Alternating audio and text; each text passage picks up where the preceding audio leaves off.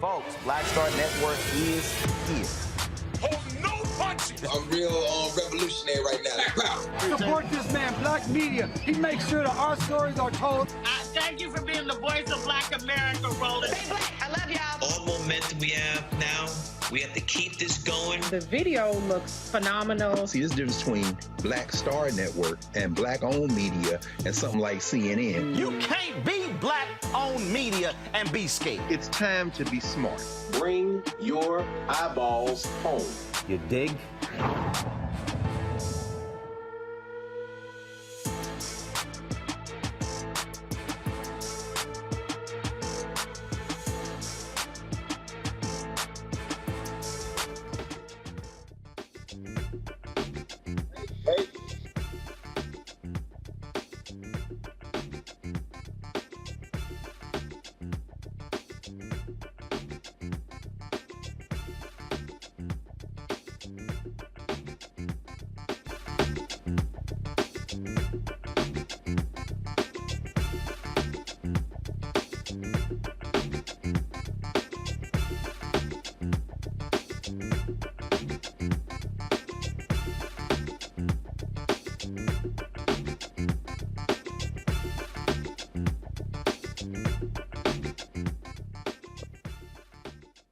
Thursday, September 8, 2022. Coming up on Roland Martin Unfiltered, live on the Black Star Network.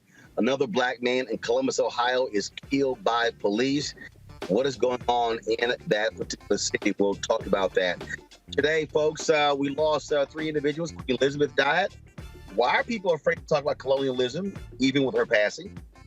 Longtime comedian Bernard Shaw passed away. Also, comedian David Arnold died yesterday at the age of 54. We'll discuss all three on today's show. Hundreds of law enforcement officers and military members are members of the Oath Keepers. Folks, we'll look at who some of these people are and break down what the ADL uncovered about these law enforcement folks in the Oath Keepers. Also, a Maryland woman whose child was handcuffed, a 5-year-old child was handcuffed. She's going to get $300,000. Also on today's show, a New York district attorney wants to throw out 400 cases that were handled by a corrupt cop. Also, a South Carolina state representative has some harsh words for her colleagues in that state. We'll show you what she had to say. And folks, again, we'll also, cover news of the day, give updates on what's happening in Jackson, Baltimore with their water issue. It is time to bring the funk. I'm Roland Martin Unfiltered of the Black Star Network. Let's go. He's got it. Whatever the miss, he's on it. Whatever it is, he's got the scoop, the fact, the find. And when it breaks, he's right on time. And it's rolling. Best believe he's knowing. Putting it down from sports to news to politics. With entertainment just for kicks, he's rolling. It's on go, roll, y'all. It's Roland Martin, rolling with Roland now. He's funk, he's fresh, he's real, the best. You know he's Roland Martin now.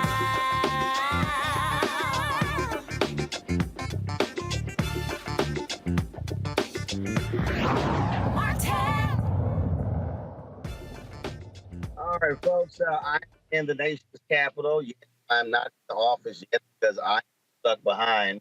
Looks like President Biden or Vice President Kamala Harris's motorcade. I think is the president's motorcade. So they've got locked up. So I've been waiting for the president's motorcade. So that's why I am coming live from the car. Hey, yeah. All right, folks. Let's talk about Columbus, Ohio, where a black man got killed by police, unarmed 20-year-old black man, shot and killed by cops on August 30th. The officer at Donovan home around 2 in the morning to arrest him on 3 separate charges: domestic violence, assault, and improper handling of a firearm. Now, folks, I want to warn you about this body cam video I'm about to show you because it is disturbing and can be triggering. And so what happened was Officer Ricky Anderson fired the fatal shot at him. Now, we couldn't find a picture of Anderson who has been on administrative leave since the shooting, but this is the body cam footage of the cops were entering the home, and this is what happened. Donovan. Yeah, there's somebody back there. That dog's gonna bite you if you don't come out.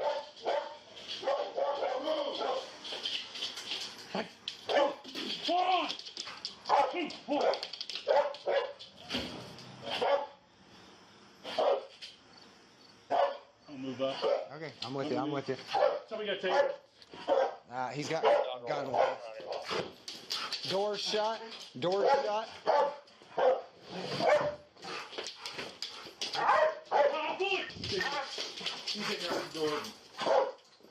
Knocking him up. Here, I'm gonna lock him up and leave. Here. Ready, I'll get another car. Here. You want to watch them? I'm worried in the back door. No. There's 2 windows. One with AC unit, the last one. We're gonna send that dog in. That's 43D 919960. Hands. Come in. Oh. 9199. He's got some in his hand. Some in his hand. Hands.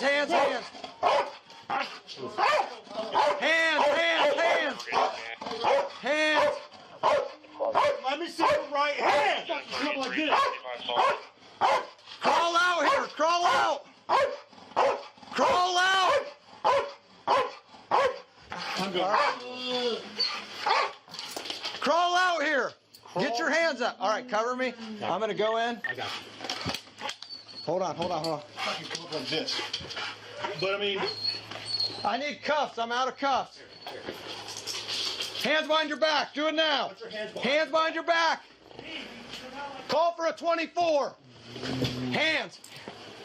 4310 started at 24. Get your hand behind. Stop resisting. He's pulling away. 104, Yes. we're on the 3. Stomach. okay. You we gotta near that? Yep. That's 43, what do you need a medic for? That's 43, we need a medic in here. Officer involved. No, the officer involved. All right. Glove up. Start rendering aid. Don't move, bud. I had gloves. I don't know where they went. There's 2 cars that are here. We have people that need detained. Let's get them out here. We need gloves. That's like, take the scene. You just worry about everybody else. Pat him down. Make sure he's good. Move up special service over there for officer support. Copy. 91 AM, officer support 2. I don't care. Hold on, bud. Hold on, bud. All right, let's get him out to the medic. You want to carry him out? Yep. Jack, grab his feet. You're all right, buddy. You're all right. We got that. We're coming out. Coming out. We're Watch coming out. out with them. We need those guys detained in there. Yep. Or in a car. 1-2. 1-2. I'm 2 Vic's off of that. Hold on. Video at a news. Donovan's mother and brother talked about the kind of person he was.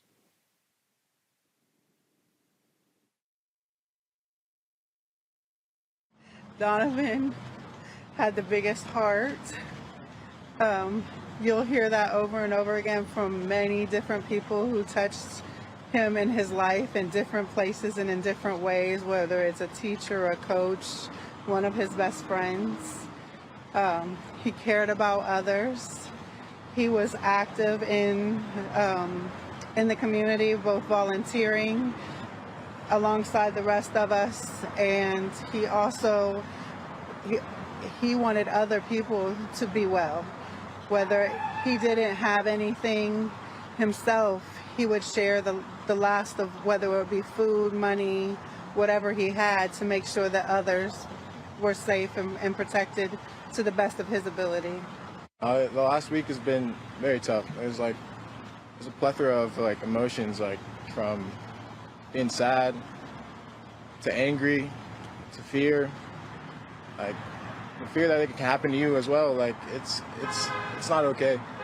And over the time I've been able to grieve and reflect, and I've been looking at pictures of Donovan and I, and there's one picture that stands out, and it's Donovan in I think 2015, and when he's at a protest, and right here. Right here, and it's crazy to see that someone who's passionate and adamant about those type of things, that can happen to them as well.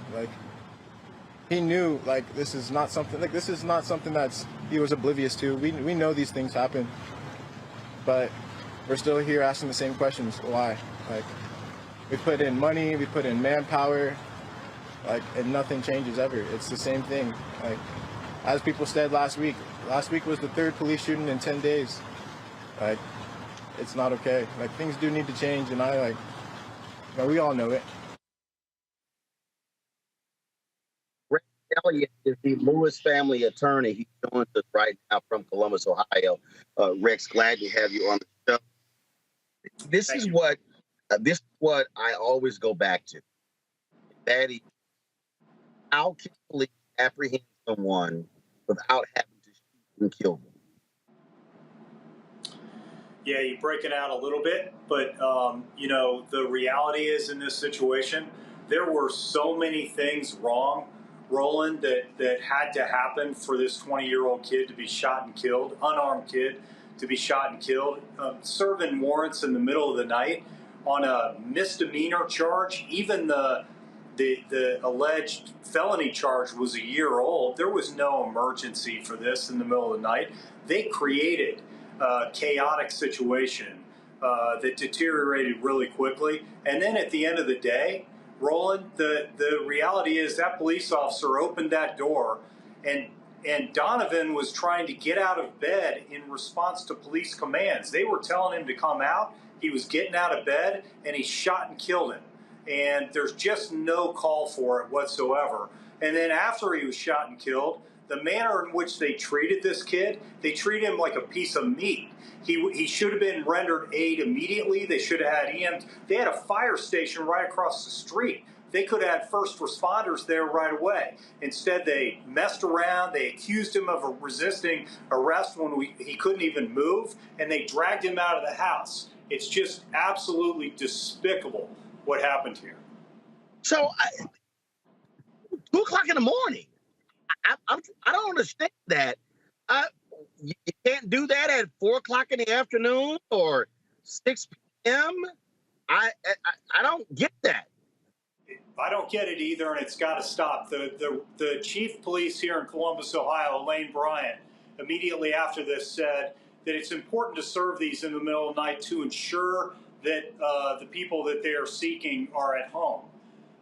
Reality is that's nonsense. Arrest warrants are served in daylight hours all the time. Heck, there are judges and magistrates that refuse to sign a warrant unless it's being executed during the daylight hours.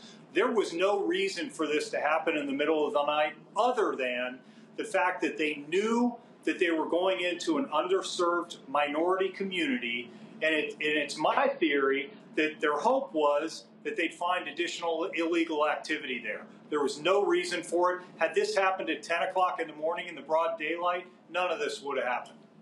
Or even do it at 9 p.m. I mean, if you're saying let's ensure someone's home, but the idea 2 a.m. and we could talk about the cases out of Minneapolis. We can talk about cases all over the place. Individuals are sleeping and they pull the covers up. Cops say, oh, we saw a flash. It ended up being a cell phone. If you wake somebody up, the natural instinct, if somebody busts in and I'm dead asleep, I got 2 cell phones right next to my bed. My phones stay right next to me. If cats bust in, my natural inclination is to grab my phone and call the cops. 100%. And think about this 20-year-old kid, too, who, by the way, was a social activist here in Columbus. He was protesting a police shooting in 2015. He was passionate about these types of issues. And here you have a 20-year-old black kid in an underserved community who is woken up in the middle of the night, 2:30 in the morning, with dogs bearing down on his room, multiple police officers with weapons. He's behind that door. He's sound asleep. He wakes up at some point. It's one of two things. They either rouse him out of his sleep, you know, he looks confused in the video, or they get him up a little earlier because he hears the dog barking and the kid's terrified behind that door because the kid knows what happens to black kids in America these days. He's heard the stories. He's seen the stories. I think you're 100% right. Even at 9 p.m., something like this doesn't happen. So what were the actual charges? What were they for? Yeah, again, you're breaking out a little bit, but you know the charges here. What were they for? I'm sorry, you broke out. The charges. Yes, the charges that they were there for, allegedly, we know of, was a misdemeanor domestic violence, which was misdemeanor. It was not a serious charge at all, and it was disputed. The other was allegedly a gun charge from a year earlier, where Donovan was in the car with some other passengers. Police pulled the car over. Everybody else in the car took off, and Donovan stayed at the scene like he was taught to do. A gun was found in the car, and he was charged with possession of a firearm. It wasn't even his. None of these allegations obviously have been proven. That allegation, even the gun charge, was a year old. There was no danger whatsoever. No reason, no exigent circumstance, no emergency to serve this warrant at 2:30 in the morning and literally create the chaotic situation that occurred inside that apartment. That is absolutely unbelievable. Rex Elliott, we appreciate you what happened. Thank you very much for your time, Roland. You're doing great work. Thank you. I appreciate it. Thanks a lot. Folks, I'm going to bring my panel, Erica Savage with the Reframe Grant, Cobra Black, Dr. Greg Carr, Department of Afro-American Studies. Now, Erica, we go through this over and over and over again. We had the mayor of Columbus on, so we had Columbus has a problem. Columbus has a problem with police, and it just continues. It continues over and over and over again.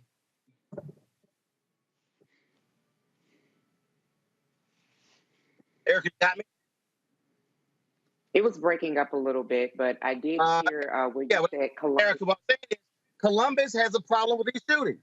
Like, repeat it. With the mayor on, it's like, how does this department black men? Yeah, Columbus does have a problem, and America really has a problem. This is something that we're seeing in communities all over these United States. And, to continually hear that person that's described is always someone who is Black, is always someone who is quote unquote in an underserved community. Those are real telltale signs of who the police believe that they can menace and get away with it from.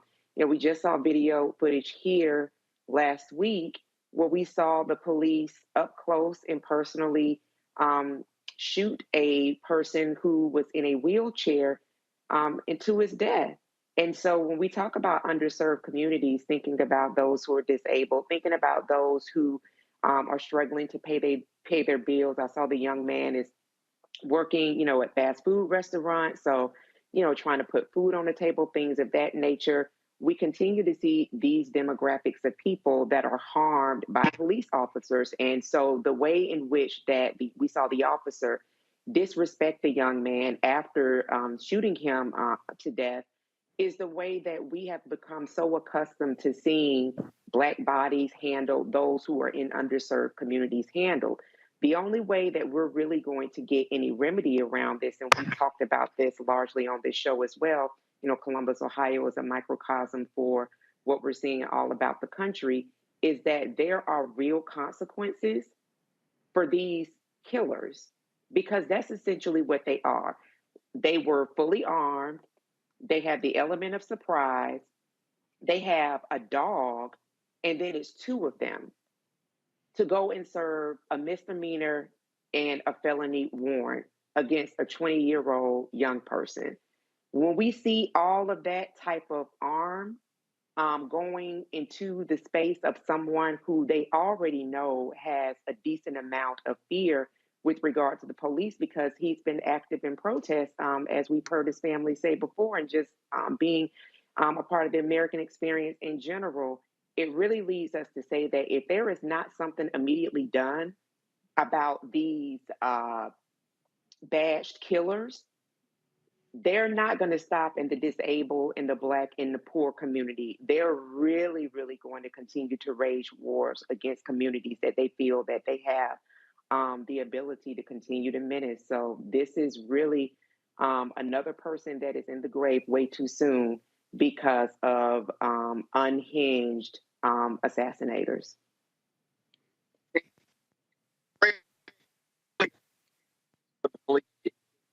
Oh.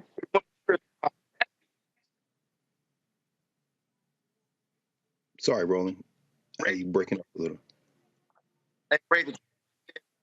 That's a. Oh, we want. Okay. I think I got the gist of it in terms of the excuses they're giving. We certainly heard the Franklin County folks talk about, we have to wait, we have to see. And I agree with everything, of course, Eric has said. That young man, Donovan Lewis, was dead the minute those three killers got out of their cars. They went into that house to kill him. How do we know? Ricky Anderson, that piece of dog feces, who approached the bedroom door with his gun drawn, one of the three killers, the one who fired the shot and who was being rewarded now with paid administrative leave for his good service in service of the devilish project of white supremacy. That devil entered with his gun drawn and continued, if we see here in the video, to try to sick the dog on that door. Now, of course, when you enter, as you say, in the middle of the night, any human being would be startled. So when we see Ricky Anderson engaged in his devilish object, in his devilish mission of killing, if young brother Donovan had come out of the room into the dog, he would have been shot. Because even if he had come out very quietly, turning that corner, appearing would have been enough for him to be shot. Notice how the devils follow a script. So come out, the dog's gonna bite you. This is the middle of the night, man. So I'm gonna be startled like, what? The minute you come out, you're dead. Next, he shoots him and they go into the devil's script. Stop resisting. Stop resisting.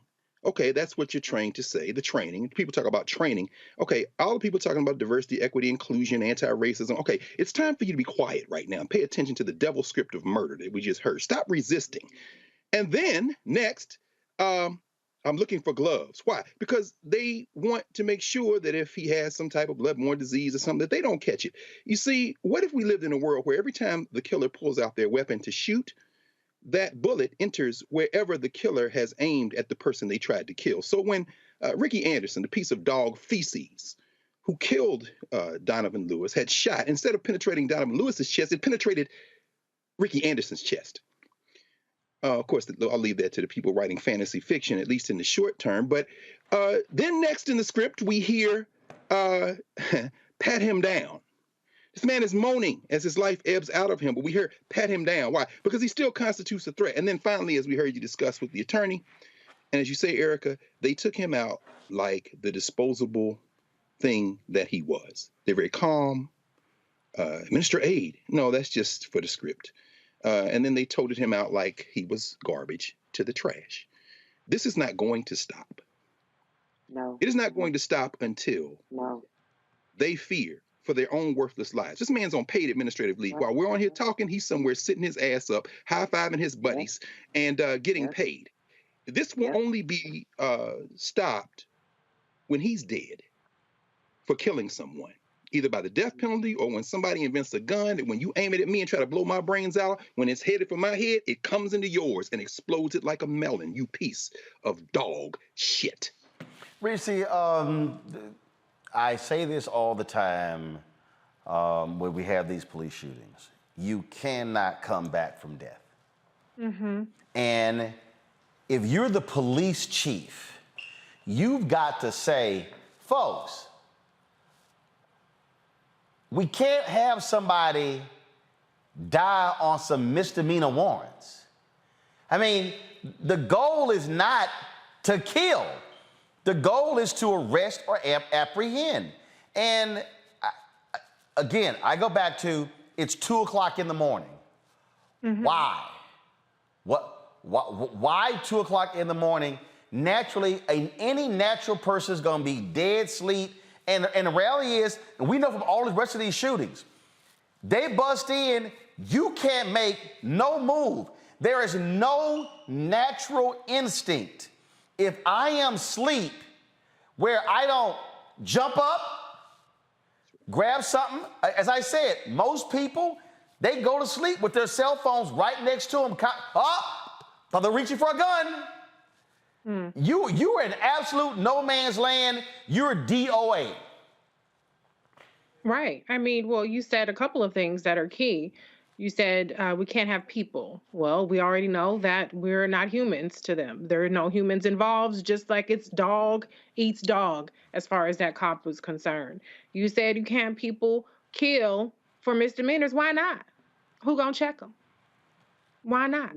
If they want to, they absolutely can. And they do. And we see it over and over again. Every week we talk about it. Every day we talk about it. So who's gonna check them? Yeah. So they don't have to give that direction because they're doing as they're designed to do. They're in these roles, we're going to talk about it later, oath keepers, to do exactly what they're doing. Yep. So the reality is that the standard is don't be black, don't be half black, don't be next to black people if you don't want your ass to get shot. The standard is we can do whatever the hell we want to do when we want to do it, and ain't nobody going to do a damn thing about it. Because you black, or you half black, or you close to somebody black. That's just the way that the system goes, unfortunately, until something changes. And what we have right now is we have open season from these cops, and nothing is going to change that until something changes it. And I don't think it's going to be legislation. Well, and again, what you can have is leadership offering excuses for that. I want to pull this up. This is a story. There's a white soldier who was on trial. Give me a second. I'm trying to pull it up here. And named first of all, look at this damn name. His name is Killian Ryan. Was arrested on August 26th. He was arrested. He was a former paratrooper. And he said he enlisted in the military to learn how to better kill black people. I believe it. Sure. That's what he said, Erica. To learn how to better kill black people. Serve with him. I believe him.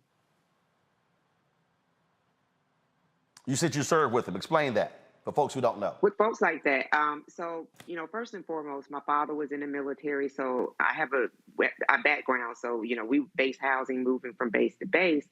And my father was always, one thing that I appreciated about my father was always brutally honest. He came into the Marine Corps at a time where there were very, very few black people that were in the Marine Corps. Their basic training was substantially longer than any of the branches of the service. And they were known for being brutal killers. Like, that was what they were being trained to do. And so when he came in, there wasn't any protection. It was like, oh, if you black and you come in, if you survive, then congratulations, we might consider you a Marine.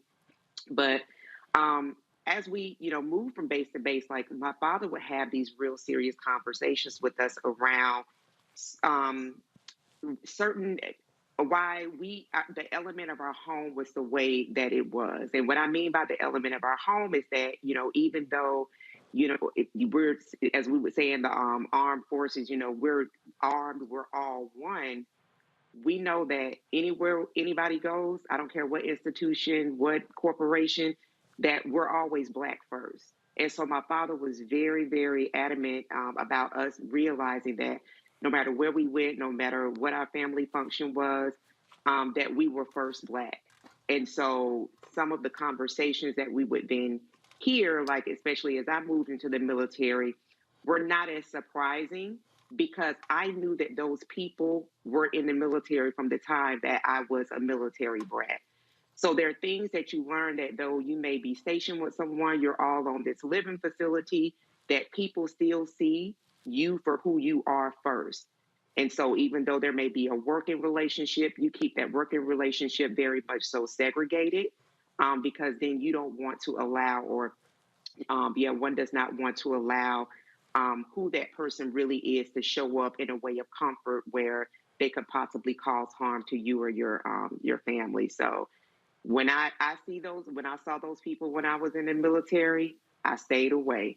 We do what we need to do at work, but there was no getting close. There was no fraternizing, as they would say in the military, with that person, because I knew essentially that they would do, you know, they would cause harm if they had the opportunity to. We're going to take a break because we're going to continue this conversation, because we're going to talk about this leaked list of Oath Keep members and what it has revealed. Police chiefs, sheriffs, folks in the military who are members of this racist organization. We'll discuss that next, right here on Roland Martin Unfiltered on the Black Star Network. When we invest in ourselves, our glow, our vision, our vibe, we all shine. Together, we are black beyond measure. Can you believe the nerve of these Republicans? They only want to block progress for our community. They talk about cutting Medicare and Social Security. They played politics with veterans' health care. They voted against the George Floyd Justice and Policing Act and funding for our HBCUs, and against lowering prescription drug costs for our seniors. These Republicans keep trying hard to stand in the way, but President Biden, Vice President Harris, and Democrats won't let them. They are delivering for us. The Democratic National Committee is responsible for the content of this advertising. When we invest in ourselves, we all shine. Together, we are black beyond measure. Hatred on the streets, a horrific scene, a white nationalist rally that descended into deadly violence. White people are losing their damn minds. As an angry pro-Trump mob storms the U.S. Capitol, we've seen shooting. We're about to see the rise of what I call white minority resistance. We have seen white folks in this country who simply cannot tolerate black folks voting. I think what we're seeing is the inevitable result of violent denial. This is part of American history. Every time that people of color have made progress, whether real or symbolic, there has been what Carol Anderson at Emory University calls white rage as a backlash. This is the rise of the Proud Boys and the Boogaloo Boys. America, there's going to be more of this. Here's all the Proud Boys, guys. This country is getting increasingly racist in its behaviors and its attitudes because of the fear of white people. The fear that they're taking our jobs, they're taking our resources, they're taking our women. This is white fear.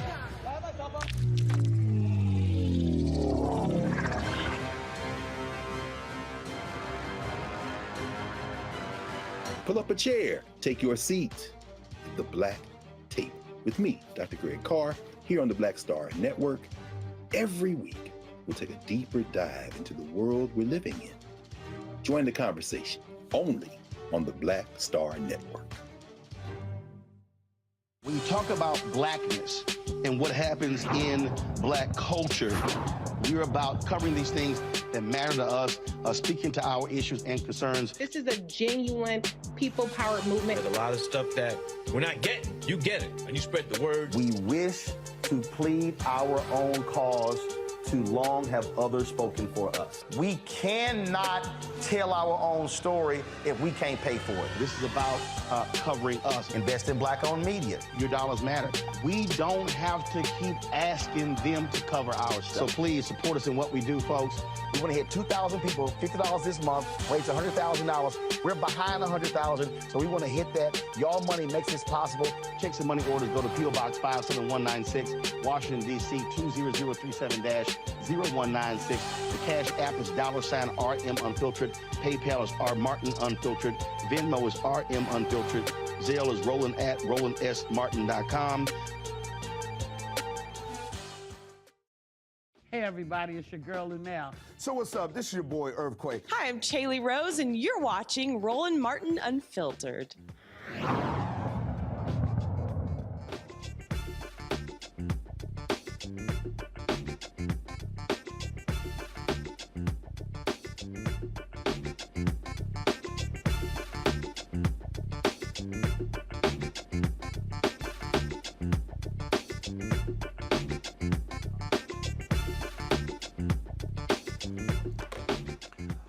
Elite member list of the far-right extremist group Oath Keepers. They are accused of playing a significant role in the January 6th domestic terror attack on the U.S. Capitol, has the names of hundreds of U.S. law enforcement officers, elected officials, members of the military. When we talk about law enforcement, folks, we're talking about sheriffs, police chiefs, and others. The Anti-Defamation League's Center on Extremism sifted through more than 38,000 names on the Elite Oath Keepers membership list and identified more than 370 people it believes currently work in law enforcement agencies, more than 100 who are presently members of the U.S. military, and about 80 who are running or serve in public office. Some of the names the ADL discovered: Thomas Rummel, Sanders County, Montana Sheriff; Joe Wright, Collin County, Texas. Collin County, y'all, that's Plano, Texas. That's Dallas, okay? Constable Bradley Rogers, Elkhart County, Indiana County Commissioner. Wendy Rogers, Arizona State Senator. Phil Jensen, South Dakota State Representative. Bob Gaiuta, New Hampshire State Senator. Idaho State Representative. Chad Christensen, Alaska State Representative. David Eastman, Major Eben Bratcher, Yuma County, Arizona Sheriff's Office. Lieutenant Philip Mercurio, City of Pittsburgh, Sergeant Michael Lynch, Anaheim, California Police Department. The list goes on and on and on. This here, greatly significant, Reese. And here's the deal. We've known this for quite some time. This is not the first time we've known this. We did the story here where the group uncovered this private Facebook group of officers from all around the country, St. Louis and Philadelphia, other places, where they were making racist remarks, sexist remarks in this private Facebook chat room. We know it was in San Francisco where officers were busted for making racist remarks. The Cincinnati police officer just fired for using the N-word. Chicago cops using the N-word. There were Orlando officers that were fired for racist comments as well. The fact of the matter is, in law enforcement in this country, the military in this country, there are racists, there are individuals who are part of these far-right militia groups. And it was interesting because one of these sheriffs said, oh, yeah, I was a member, but but I left because I felt their language was too incendiary. Really? Really? So between the Oath Keepers and the Proud Boys and the rest of these groups, they're all the same.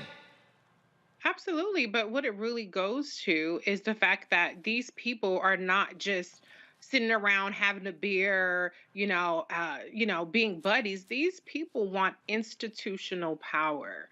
And that's what we have to be concerned about, because these are people that are running for office. These are people that are police officers, people with badges that can go around killing people or harassing people, and just having their way. And so I think it just goes to show again how we need to be in these institutions as well, because I don't want a bunch of white overseers, whether it's cops, prosecutors, judges, or elected officials. And so, they're leaving no stone unturned in this battle for white supremacy, in this battle for white nationalism, in this battle for the government and power, every facet of power, military, police, elected. That's the main facets of power that you have. And they have every single part covered. We need to make sure that we are diligent about keeping them out of these spaces, and we need to make sure that we're diligent about getting into these spaces and holding our own damn power. Greg, you had members of Congress who were highly critical of Secretary of Defense Lloyd Austin because he was trying to rid the military of these racists. And these fools objected. They wouldn't even vote for it. He was trying to rid them of these white supremacists, these anti-Semitic folk, and Republicans were like, we're too woke. Why are you focusing on this?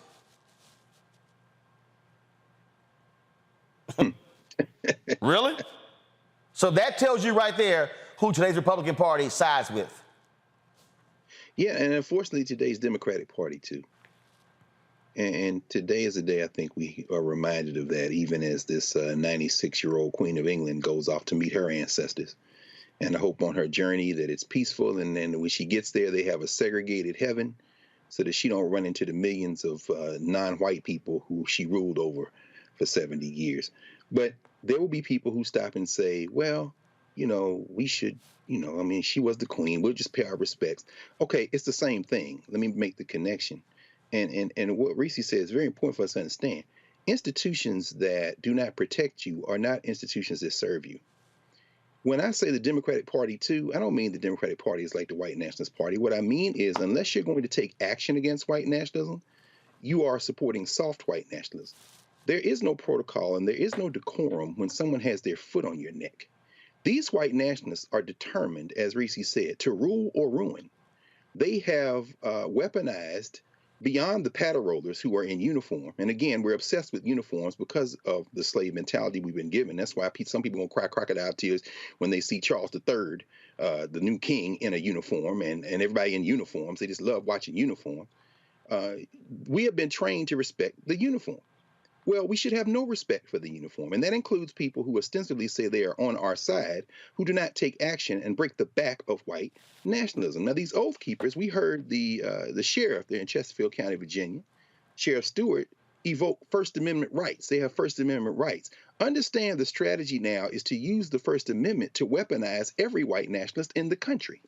This is why they say, I'm not giving you a cake if you gay.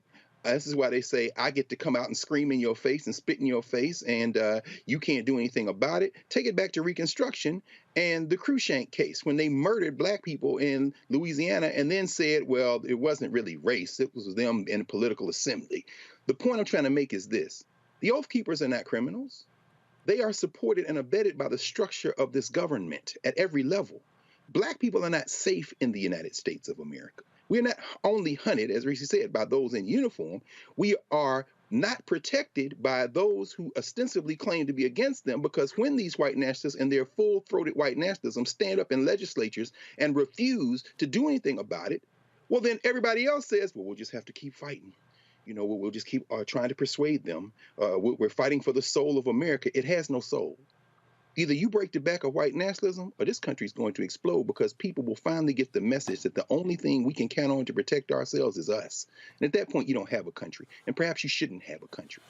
Erica, the reason, and I'll explain this here, the reason I chose this particular photo, and I picked the photo, because what this image shows is, give me I want to see the image. This is what I want to see. Look at this here. This is a white man in front of the Capitol, and his arms are outstretched. And what he is actually saying is, this is ours. That image right there of his head tossed back and this is ours. And that's what January 6th was all about. That's what this book is about. That's what these Oath Keepers is about. That's what the Proud Boys are about. And that's why the Republican Party is aligned with these people, because they are their voters. That's what Charlottesville was about. And we can go on and on and on. Their entire being, this is ours. And I play that clip all the time from The Good Shepherd. And I play it for a reason, because just that scene tells us exactly who these people are. When Joe Pesci says, we the Italians got this, the Jews got this, he uses the N-word to describe black people. We couldn't even be called, we would call the N-word. He said, they got their music. He said, what do y'all people have? And Matt Damon's Wasp character says, we've got the United States of America. The rest of you are just visiting. That right there, that's where we're at right now. Yeah, I can remember the Wall Street Journal. I believe it was back in 2013, and on the cover, it was a profile of the first Daddy Bush, the last of the Wasps. And so it was, another kind of telltale sign of what has always been, which is this really need for raw, naked, as we've said on this show so many times before, power. And that's what I think the power behind your book, Roland. I'm so excited about the hardcover. We're getting that next week. And then Reese's second book, The Must Race Watches. All of this is coming at a time where people really do need to sit themselves in the reality of what's happening. The reality of what's happening is, we look at Donovan Lewis, and we saw his mother speaking before that crowd. Usually when there's a Black body that has been assassinated by the police, we're normally looking at Black mothers and Black fathers. We were looking at a mother that was not Black. All of to let you know that white supremacy or white nationalism, because it's not supreme, but white nationalism is really only interested in power and those that will bend to it. And so you have those components that are willing to bend to it to make sure it stays intact, one of which is law enforcement. Lest we forget that in 2006, the FBI had a report that talked about the insurgence of white nationalism, folks who were in local police departments, in the military. And then we had in 2020, around this same month, there were a series, I think it was a 4-part congressional hearing that happened around local police units. And what was the big topic? It was talking about confronting white supremacy in local police departments. And so that whole Reese asked who gonna check me boo, that is their stock and trade. They've not been checked. Administrative leave is not checked. That's our money, making sure that they still continue to get a check. And so until there's something done to ensure that these fools know that if you even think about it, if you get out of line, there is a price to be paid. This is what we're going to continue to see. We know that they make sure that they stay involved in politics on the local, the state, the congressional level. Their master, the son of a Klansman, has really invigorated them in a way where they really have become one with the fact that if you're really going to take power from us, you're going to have to try to grasp it. And so another system erects. And so as we continue to look at all of these different acts of violence, as we continue to see people become more unhinged to really let you know who they are, just believe them and act accordingly. And for me, that would also ensure that people who are actually talking about not participating in the midterms or the upcoming elections that we have, If you don't think it's going to get worse, give me your cell phone, give me all sense of security, and give me your house keys. And we'll talk about it in another 60 days or a couple of years. Teach. The thing that for me that jumps out here, Reese, that I really need people to understand, and the reason I wrote the book because I wanted to connect the dots. When you take these Oath Keepers, Proud Boys, then you take the attacks on the 1619 Project, then you see the attacks on African studies, Afro-American studies, then when you see the attacks on critical race theory, then you see the attacks on diversity, equity, inclusion, the attacks on multiculturalism. Now how the right attaches woke or wokeism to everything. They can't even define what the hell woke is. But again, what they want to do is they want to characterize anything non-white as a threat to America. There was a poll that was done. It shows that a significant number of white Americans, Republicans, believe that discrimination against whites is equal or greater than that of African Americans. And that literally, and I saw this. With Obama wasn't even in the White House 30 days. I said to John Avlon, we are living in the beginning of white minority resistance. Mm-hmm. And I'm saying that because I don't think, Reese, our politicians, I don't think a lot of African Americans are fully understanding what the hell I'm talking about. Mm-hmm. I don't think people really are comprehending how dangerous this is. Right now,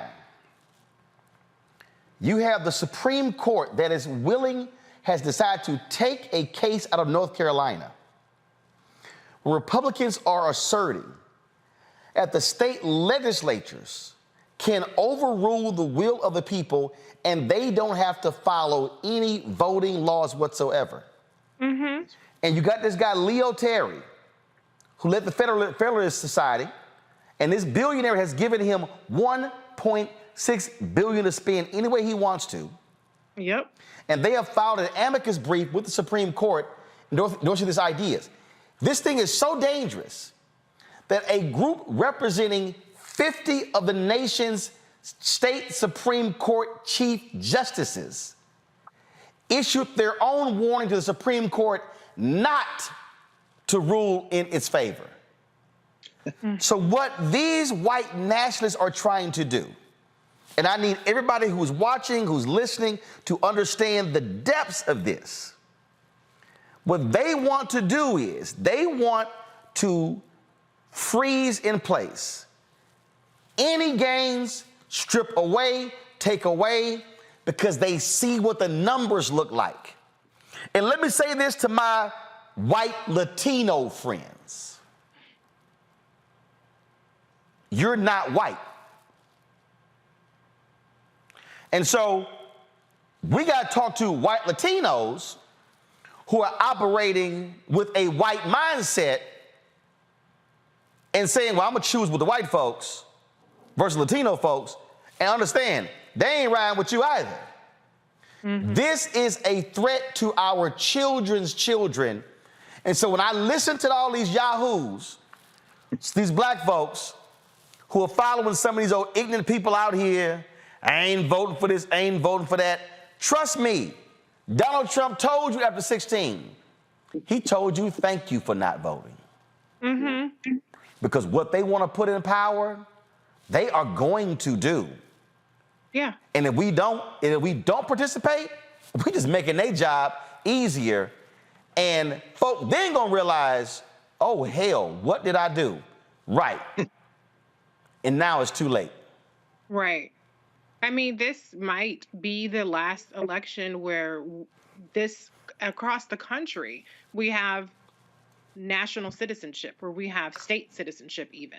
I mean, if you look at the state of women now, there's no national citizenship for women in this country because depending on where you live, you have a different set of rights.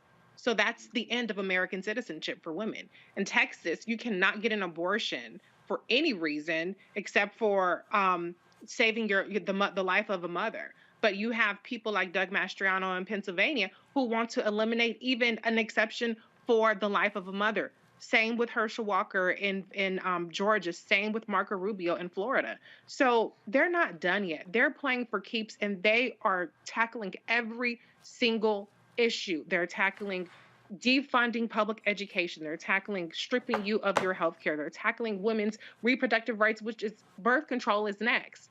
They're tackling the citizenship of the LGBTQ community. But a part of that is also tackling consensual sex between adults who are not trying, who are having sex without the purpose of reproduction. Like, I don't think that people really understand how insidious what they're trying to do is, but it starts with our own citizenship. It starts with gerrymandering us out of being able to influence our elections, which they've done in Texas, which they've done in Florida and other places. That's what the North Carolina, and then the next part is getting these election deniers who will set aside the results of the elections. That's what they're trying to do in Pennsylvania. That's what they're doing with these Secretary of State races. There is every part that they're trying to do, but what Republicans are smart at is they throw out this really incendiary, really inflammatory stuff. So we're talking about woke, and they're talking about banning trans athletes like anybody gives a damn about a 15-year-old trans kid playing volleyball or swimming. And they throw out all of these things when, if you look at the record, that's where the real danger is. I mean, obviously their rhetoric is dangerous, but when they want to deny your existence and your humanity in this country and they want to overrule that, that is a big fucking deal. And I want people to quit sleeping on what's happening. Because this is it. This is really it. And the polls might be looking a little better for Democrats, but this ain't over until people vote. And then if you don't vote now, then if you have a Republican governor in Pennsylvania, if you have a Republican governor that wins in Michigan, if you have a Republican governor that wins in Wisconsin, it don't goddamn matter what we vote for in 2024, because they can overturn the Electoral College votes, even if Biden, Harris, or whoever runs for the Democrats wins by millions more votes like Hillary Clinton did in 2016. So this is it, people, and I know y'all tired of hearing that, but that's the reality of it. And if you don't believe me, you can pick up my book, okay? Because I'm talking about it in both of my books, about what these people are planning to do with their power should they get it. And I'm telling you, Greg, that there are people, I deal with these people every single day, and they come with the usual BS. Oh, man, you sell out for the Democrats, you a Democratic shield, you own the plantation. Folk, I'm trying to tell you, Mitch McConnell knows very well who the Oath Keepers vote for. Absolutely. Marco Rubio, he knows who the Proud Boys vote for. Absolutely. I'm telling you right now, Ron Johnson, he knows who the white nationalists vote for. Absolutely. They know that is their base. The Confederate flag waving folk. It's only one party today that defends Confederate monuments. It's the Republican Party. It's only one party that has actually made voter suppression a part of its plank. Let's just be straight up honest. And their whole deal, look, and I warn these folks this. Now, I remember when I did a panel at the CBC, and hell, that may have been 8 years ago. Hell, it could have been 10 years ago. And they were talking about, and Cheryl Eiffel was on it, Kristen Clark was on it.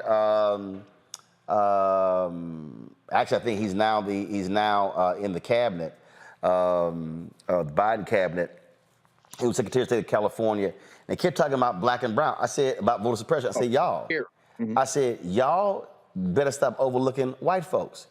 They have moved a voting location off the campus of Texas A&M. Y'all, Texas A&M, my alma mater, is conservative as hell. But why are they moving it? Because they don't want them white kids voting. They see what's happening. So people need to understand this thing is so deep, and they are literally meeting, planning. They are funding this thing. The reason these white conservatives hate George Soros, because he got they type of money. That's why they brand any progressive DA a George Soros DA. So they ain't never had a problem with Sheldon Adelson before he died giving billions of dollars to the Republican Party. But, oh, you're a George Soros DA. Well, I dare say wear it with pride. What these people want to unleash on this country, Greg, and put it in historical terms, because I love these people who keep saying we ain't never seen this before. Anybody, if y'all see anybody say, slap the shit out of them. Because if anybody says we've never seen this before, that's proving to me somebody who ain't never, ever read history. This is nothing different than the period after Reconstruction, after the Great Compromise of 1877, after they crushed that movement in North Carolina between the broke white folks and the freed slaves. That's what this all is. This is history repeating itself because they are afraid of what happens when we truly get freedom. Absolutely, Roland. And that applies to anyone who is looking for freedom. Again, and for folks who might think, oh, this is your shields for the Democratic Party, listen very carefully. In fact, if you're not already subscribed to the Black Star Network, please do that.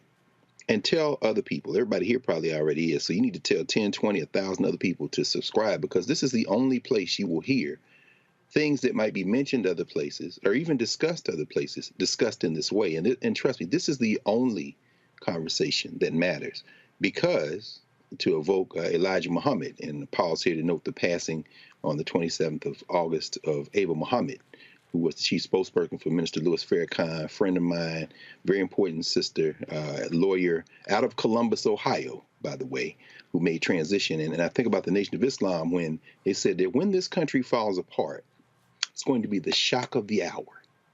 The shock of the hour, they call it in the Nation of Islam. So all the other places having these conversations, when it falls apart, they're going to be shocked. No one will be shocked in the Black Star Network, because we've been trying to tell y'all. And Reese, I appreciate you framing this in the way that you did as it relates to, the rule of law. See, what's really on trial in this process is the rule of law. It isn't a matter of whether we will survive, but it's a matter of who will survive in America, to quote Gil Scott-Heron.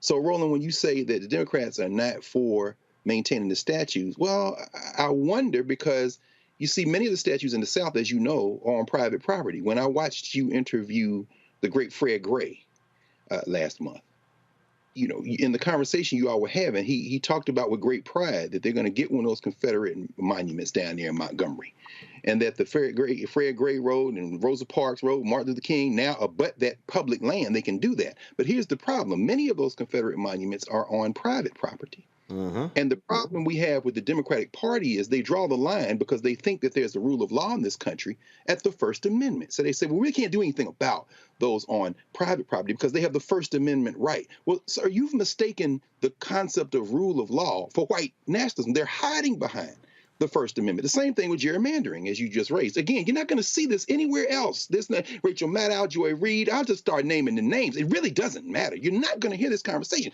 even though they know full well. Now, Ellie Mastal may slip in there and say a few of these things. Then they kiki and keep going because they think they live in a country and they don't. The point is this. When you start talking about gerrymandering, the Supreme Court has ruled that there's a difference between justiciability, meaning the ability to bring a case in court, have standing, and have a constitutional issue at stake, between political gerrymandering and racial gerrymandering. Those who say, I don't agree with these white nationalists in Wisconsin who have so gerrymandered the Wisconsin legislature and voting for it that you can have a majority in the state vote for one party and the other party still have a majority, they will say, but I respect the courts because, this is not a justiciable issue. Once you say I respect the courts, you have tested the rule of law, because here's what is at stake. When the white nationalists are in power, as you have said, Roland, as you have written, they don't have a rule of law. Their rule is rule or ruin. So Judge Eileen Cannon, that fool down there, 41 years old, that Trump put on the bench in the Southern District of Florida, she has issued a ruling saying that I don't care about no Department of Justice. I don't care about no Federal Bureau of Investigation. All I know is I'm going to stand between the rule of law and my master who appointed me on the recommendation of Marco Rubio, Donald Trump. And I'm going to say there should be a special master appointed to do something that is unprecedented in the history of federal investigations of criminals like Donald Trump, to go back through the documents and figure out how I can save my master. Now, all of the lawyers, including that criminal Bill Barr, who was the attorney general carrying out this foolishness when he was in power, have come out screaming bloody murder about Judge Cannon's rule. But she's a 41-year-old, as you mentioned, pointed on the bench, came through the Federal Society in 2004 when she was at Duke University Law School, and is now on the bench making up the law. There is no rule of law, finally. On this Black Star Network, we interviewed a guy, Richard Kreitner, who writes for The Nation magazine, wrote a book a couple of years ago called Break It Up. He says the central theme in American history is not union, but disillusion. And then year by year, as you say, highlighting Reconstruction, but going back to the beginning when the 13 colonies broke with George III, who came to the throne after Elizabeth I. By the way, the one that just died was Elizabeth II, just to tie together these white nationalists.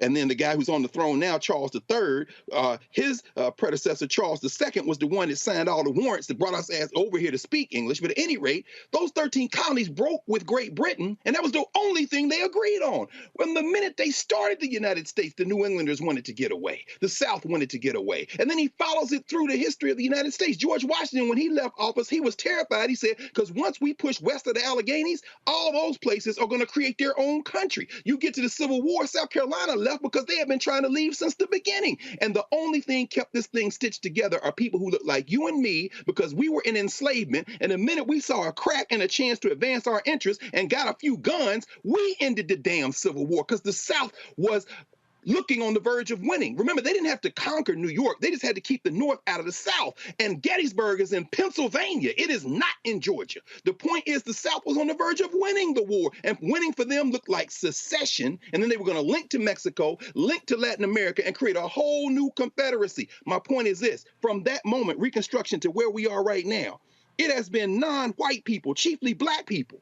And by the way, white people do include, as you say, Roland, Spanish, because Eileen Cannon came from Colombia. She was born in Colombia. Her mother is one of them Cubans that left Castro's Cuba in 1959. So she's white too, and she just happens to speak Spanish. But the only thing that's kept this together is people saying, we don't give a damn about y'all.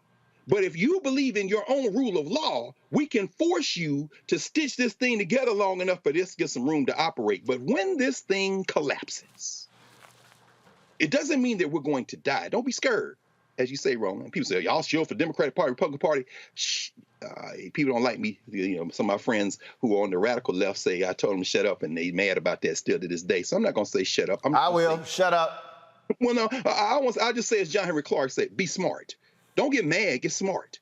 Understand that if you don't go out there and vote, you're not propping up a system. You're trying to work in your own interest, because if you don't and they do get in charge, again, they've already lined up the agenda. You see these white nationalists saying, when we take the House, we're going to investigate Biden. We're going to investigate the Attorney General. Fauci, everybody. Fauci, all of them, right? So when they do that, here is the danger. Here's the danger. All my friends that say, well, they're all the same. No problem. See, philosophically, I agree with you enough, but here's why I know we disagree. I know y'all ain't got the heart to kick in the door waving the 4-4. But I'll tell you who does have the heart to kick in the door waving the 4-4. All them people who may not have voted, but when they realize that there is no rule of law to protect them, and the only thing gonna stand between them and the grave is a strap, this thing is going to fall completely apart. Because if you don't try to fix it through the political process, the only other alternative is revolution. And most people are not revolutionaries, but if you kick in the door on their mama, then you ain't got enough police. And I don't want to see that happen. I'm not cheering for that. I'm not expecting that. I'm saying voting is one way to perhaps forestall that moment. But what is inevitable is there's going to be, in the words of Lerone Bennett Jr., confrontation in black and white. The only question is, do we want to shape the terms now, or do we want to shape the terms later? Folks, going to a break. When we come back, we will do our Black and Missing. Also, Queen Elizabeth died today, 96 years old.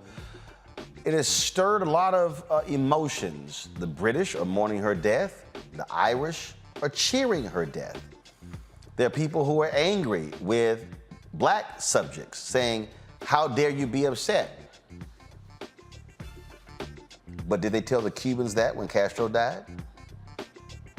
We're going to unpack this, folks, and walk you through this, because we need to help folk understand colonialism and its impact on the legacy of Queen Elizabeth. You're watching Roland Martin Unfiltered on the Black Star Network. Folks, if you're on YouTube and Facebook and Instagram and Twitch, y'all hit the like button. Stop riding for free. We should easily be at more than 1,000 likes right now. Hit that button. And of course, download the Black Star Network app, Apple phone, Android phone, Apple TV, Android TV, Roku, Amazon Fire TV, Xbox One, Samsung Smart TV. And of course, if you want to support us, join our Bring the Funk fan club. Our goal is to get 20,000 of our fans contributing on average $50 each for the year. Y'all get this show, all this. Y'all ain't getting this on no other platform. Let me go ahead and really break this thing down. Check your cable bill. You literally, what did I just tell y'all? $50 a month, $50 a year, $4.19 a month, 13 cents a day. You literally right now are paying more for Fox News, CNN, Fox Business, every month on your cable bill. Oh yeah, that money's going to them. We are providing this show, Farage's Daily Show, weekly shows from Greg, Jackie Hood Martin, Stephanie Humphrey, weekly shows from Deborah Owens. We literally are working on 3 or 4 other weekly shows right now. Y'all, by mid-October, we plan on launching our 24-hour fast channel. There's no other black-owned media company in America as providing this level of news and analysis. Not Byron Allen, not Essence, not Ebony, not Blavity, not any of them. No black-owned platform is doing what we do on a daily basis. Period. So your support matters. This is no different than taking a subscription out to a newspaper. It's the same thing, and it's a hell of a lot cheaper, and you're getting a hell of a lot more. Send your check and money orders to P.O. Box 57196, Washington, D.C., 20037-0196. Cash App, $RM Unfiltered. PayPal is R Martin Unfiltered. Venmo is RM Unfiltered. Zelle is Roland at RolandSMartin.com. Roland at RolandMartinUnfiltered.com. We'll be right back.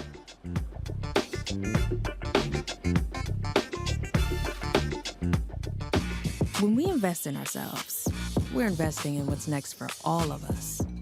Growing, creating, making moves that move us all forward. Together, we are Black beyond measure. Can you believe the nerve of these Republicans? They only want to block progress for our community. They talk about cutting Medicare and Social Security. They played politics with veterans' health care. They voted against the George Floyd Justice and Policing Act and funding for our HBCUs, and against lowering prescription drug costs for our seniors.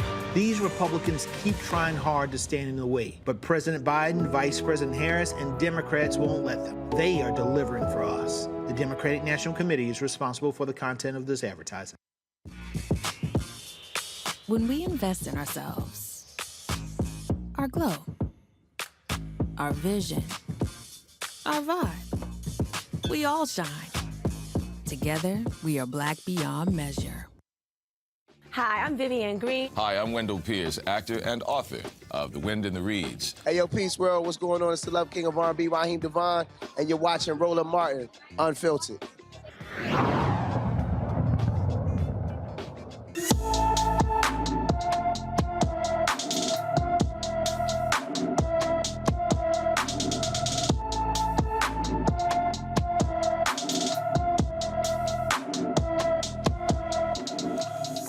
Jamari Robertson is missing from Austin, Texas. The 15-year-old was last seen on August 30th. He's 5 feet 7 inches tall, weighs 140 pounds, with brown hair and brown eyes.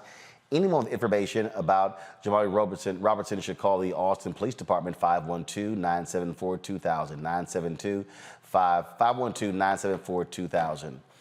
Folks, this afternoon, news came out of the UK that Queen Elizabeth, who has reigned as the head of the monarch for the last 70 years, has died at the age of 96. This morning, British doctors said they were concerned about her health.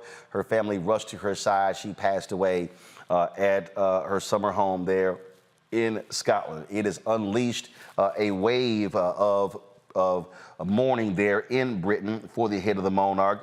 You've had sporting events that have been canceled as a result of her death. The NFL has announced there's going to be a moment of silence before their games kick off this Sunday as well. And you have had a lot of people talking about her impact, leading the Commonwealth, leading this massive colonialism for 70 years. But there's been another conversation going on that's been taking place around the world, and that is, how do you then assess her legacy? Do we only focus on what some consider to be the good, as opposed to looking at it in its totality? If you look at something that's called #Irish Twitter, you will see how they are reacting. In fact, there was this video here that was dropped. Someone, when the announcement was made, you should turn the audio up. They were cheering Lizzie's in a box.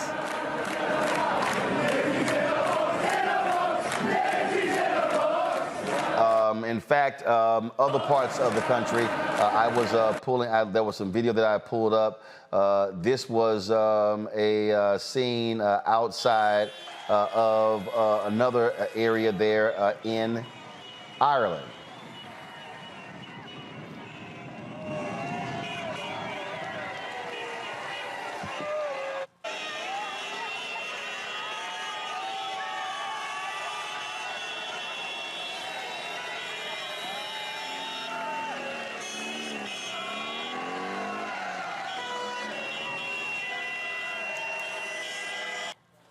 Now, it's interesting when you begin to assess this. I saw this tweet just moments ago from Karen Hunter, Sirius XM radio show host.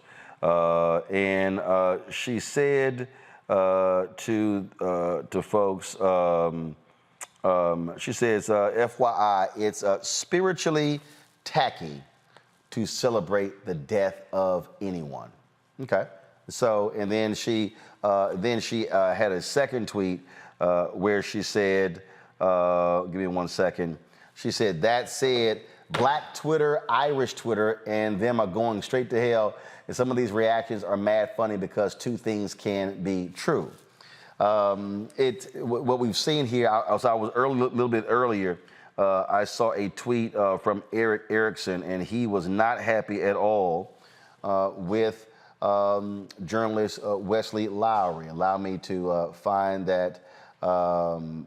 So here was a tweet right here from Jamel Hill that clearly upset Eric. She said, journalists are tasked with putting legacies into full context, so it is entirely appropriate to examine the Queen and her role in the devastating impact of continued colonialism. Well, Eric wasn't happy, so Eric goes, the professional race hustlers who profit off perpetuating racial issues never disappoint in their efforts to weave racial grievance into everything. It really is impressive. Again, that was one reaction. I saw another one where he was, again, upset with something that Wesley Lowery had tweeted. And again, these reactions have been really interesting as you've seen people get mad and upset with these responses. Now, then you have this response here by this sister, Uju Anya. She apparently is a professor somewhere. She just eviscerated the Queen. She said, I heard the chief monarch of a thieving, raping, genocidal empire is finally dying. May her pain be excruciating. She then said, that wretched woman and her bloodthirsty throne have fucked generations of my ancestors on both sides of the family, and she supervised a government that sponsored the genocide my parents and siblings survived. May she die in agony. Wow. Some will call that harsh. But again, I'm going to put this thing in context in a second, because Karen Attiah, this was interesting here. This was a statement that came from. Let me just do this here. I'm going to pull the actual tweet up because I thought it was very interesting when I saw this tweet. And I guarantee y'all, you're not going to have this conversation anywhere else but here on Roland Martin Unfiltered. The president of Ghana sent out a tweet. And Karen responded to it.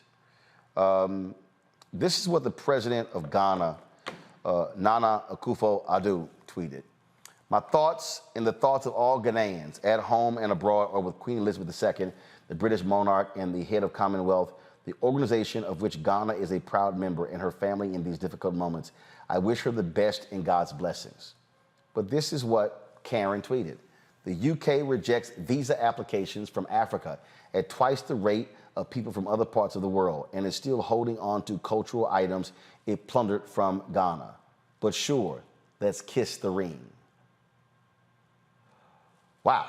Now, I also saw, I'm going to find in a second, there was another tweet that Karen sent out that I do think is worthy to discuss, because she made a mention about who were subjects. As a matter of fact, so this was one of her tweets. My great-great-grandparents worked in the British colonial administration, as did my grandfather for a while before independence. My father and mother were born in Ghana and Nigeria, respectively, under British rule. So here you have a opinion writer for the Washington Post who's talking about her family. She's talking about what took places. You know, this was. Let me find that tweet if I can. Oh, here it is right here. Before I go to our panel here. Black and brown people around the world who were subject to horrendous cruelties and economic deprivation under British colonialism are allowed to have feelings about Queen Elizabeth. After all, they were her subjects too. Look at my panel here. It's the reason I think this is important, Karen. I'm sorry, Reese. I'm sitting there reading Karen's tweet. Is because there is this view that when a significant figure passes away, a world leader, that it's supposed to be all positive, no criticism. It's always those things can wait. But I showed the reaction of the Irish. Please tell me, what is the difference between how the Irish reacting to the death of Queen Elizabeth is different than how in Little Havana in Miami, they celebrated honking horns, firing guns, having parades when Castro died? Mm-hmm. I mean, there is no difference, really. And, you know, I mean, listen, I'm not the historian here. I believe that's to Dr. Card, you. But I'm not in the business of policing Black people in particular, their reactions to anything. I think people are completely justified in how they feel. I think if some people want to celebrate, that's on them. I'm not going to, you know, indict them for that either. But the reality is she's had, you know, she was queen for 70 years. Is it possible to fall in love with your home? All right.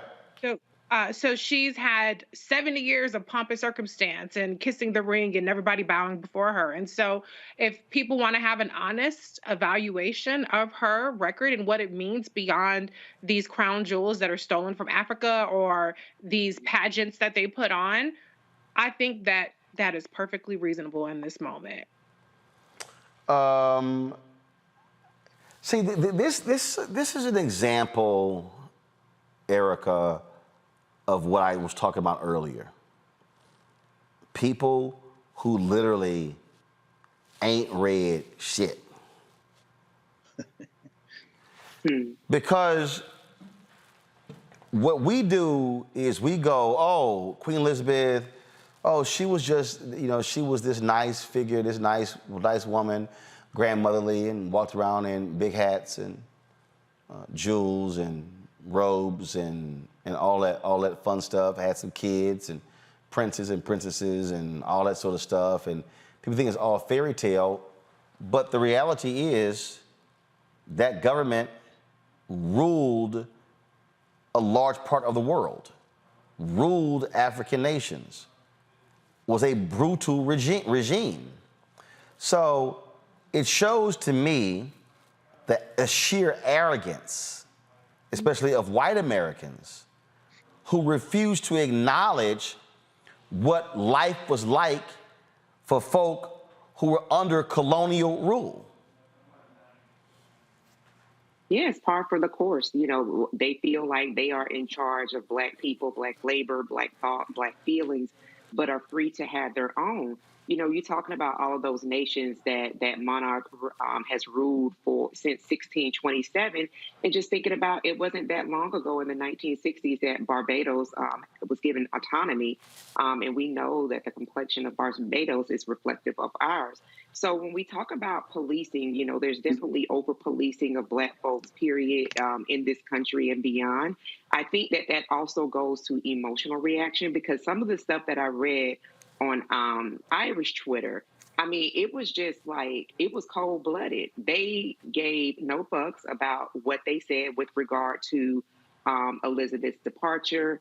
They didn't care what people felt about it. They were speaking from people who were subject to her rule, and they were very frank and honest about it. So, you know, when we start talking about Black people, the last tweet that you read from Karen, I read that earlier myself, and I said, absolutely damn right. I don't know what that experience is. I know what my experience is in this country, but to police and tell Black people how to behave, how to comport oneself, no, not when, you know, this woman has had 70 years of reign. That didn't happen because of what you described in that descriptor when I think about all the childcraft books I had growing up. Honey, that was blood, okay? You don't sit somewhere for 70 years eating bonbons and having fresh truffles delivered because you're sweet. That was blood. Greg, it is hard for people to do two things at one time. The reality is there are positives and there are negatives. But this notion that somehow we can't even discuss what some consider to be negative.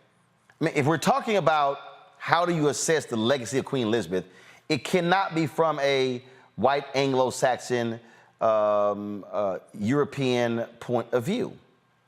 You have to ask those in India. You have to ask those in multiple African nations, because brutality existed. Folks died. Folks were killed in order to support the United Kingdom, which she led for 70 years. So to act like that didn't happen, and so how dare these people express their view? Again, I just go back to how folks were cheering the death of Fidel Castro. Mm-hmm. Mm-hmm. The death of Hugo Chavez, the death of Muammar Gaddafi, the death of, and I'm sure there are people bristling now like, wait, are you naming dictators? Well, y'all need to turn off Bridgerton and Hamilton and all these silly-minded attempts to beg your master to be human in the world. And think for yourself, as you say, Roland, I have all the space in the world, particularly for the victims of the British, whether they be Ireland, which was Britain's first colony. That goes back to the 11th century. There's a full-bred white nationalist named Mel Gibson who made a whole movie about it, between Ireland and Scotland. Braveheart, y'all remember that? You know, maybe y'all heard Nas, Bravehearts. Well, that actually comes from that white-on-white beef that based on England invading. See, when they say the United Kingdom, there's a difference between England and the United Kingdom. Ask them people in Wales, ask them people in Scotland, and ask the Northern Irish how they feel. Well, we don't have to ask them because you just put it up. England is well, I don't know, maybe Spain, because Spain, you know, everybody speaking Spanish got colonized by Spain. So between Spain and England, but certainly I probably make the case England, because they're a lot more brutal, because unlike Spain, the English culture is threadbare. You don't go to fine English dining, after all, as you chew on your fish and chips. England is arguably the most influential criminal enterprise in world history. Elizabeth II, who ruled for 70 years and 214 days, the longest reign of a queen or monarch in England, king or queen, is probably going to be the last monarch. Charles III, when he dies, whenever that is, if he lives a few more years, will probably be presiding over the complete fracture. And you mentioned Barbados. Shout out to Mia Motley, the Prime Minister of Barbados. They left the Commonwealth before she died. And I understand. I understand why President Akufo-Addo said what he said. He's trying to be a diplomat because he wants to do business with the UK, right? He wants to do business with England. But I got all the room in the world for the Nigerians, like Dr. Anya, I have, who is going to be crucified at Carnegie Mellon for this, is already getting crucified for this. I have all the room in the world for Sister Atia, whose parents are Ghanaian and Nigerian, because they understand. You understand that Ghana took her independence in 1957. In 1961 is a famous moment when Elizabeth II, at 35 years old, goes in to dance with Kwame Nkrumah in Ghana. Up until 1960, when Ghana declared itself constitutional republic, she was still, from 57 to 60, you know her official title in Ghana? She was the Queen of Ghana. If you in the Commonwealth, she's still your queen. Her face on your money. They got to change the money now from her face to Charles III's face. Your master's still on your money. Mia Motley said later for that. She made Rihanna a national hero and said, we getting out the Commonwealth. Both of those things. Chef's kiss. The point is that Jamaica coming soon. What you're going to see now is, with this woman gone, they might say, okay, later for that, because Britain still rules over an empire, finally. Her last official act. Her last official act on Tuesday was to swear in this new prime minister, Liz Truss. Why the prime minister of England, who's about to wreak havoc up there, by the way, why is she going out there to this woman's vacation castle, one of many, by the way, the biggest recipient of welfare in the history of humanity, organized humanity is the British royal family. Why is she going out there to get the queen? Because even though it might just look ceremonial, you have to understand the power of culture. When you worship things like this, you are buying into a system that has had its foot on your neck for 500 years. And if you think that the reaction is a little out of hand, as Karen Hunter say, you know, you shouldn't celebrate death. Well, that's a protocol African people have always had. But let me tell you another protocol we have always had. If somebody slap you in your damn face, you need to slap them back.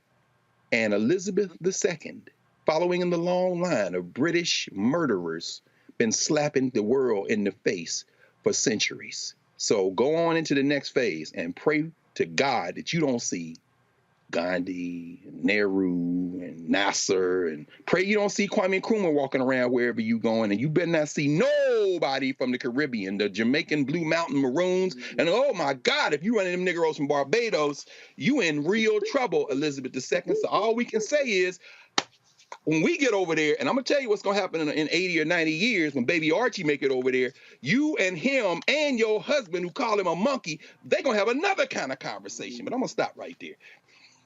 I just want those who are watching and listening to understand that we can have a well-rounded conversation.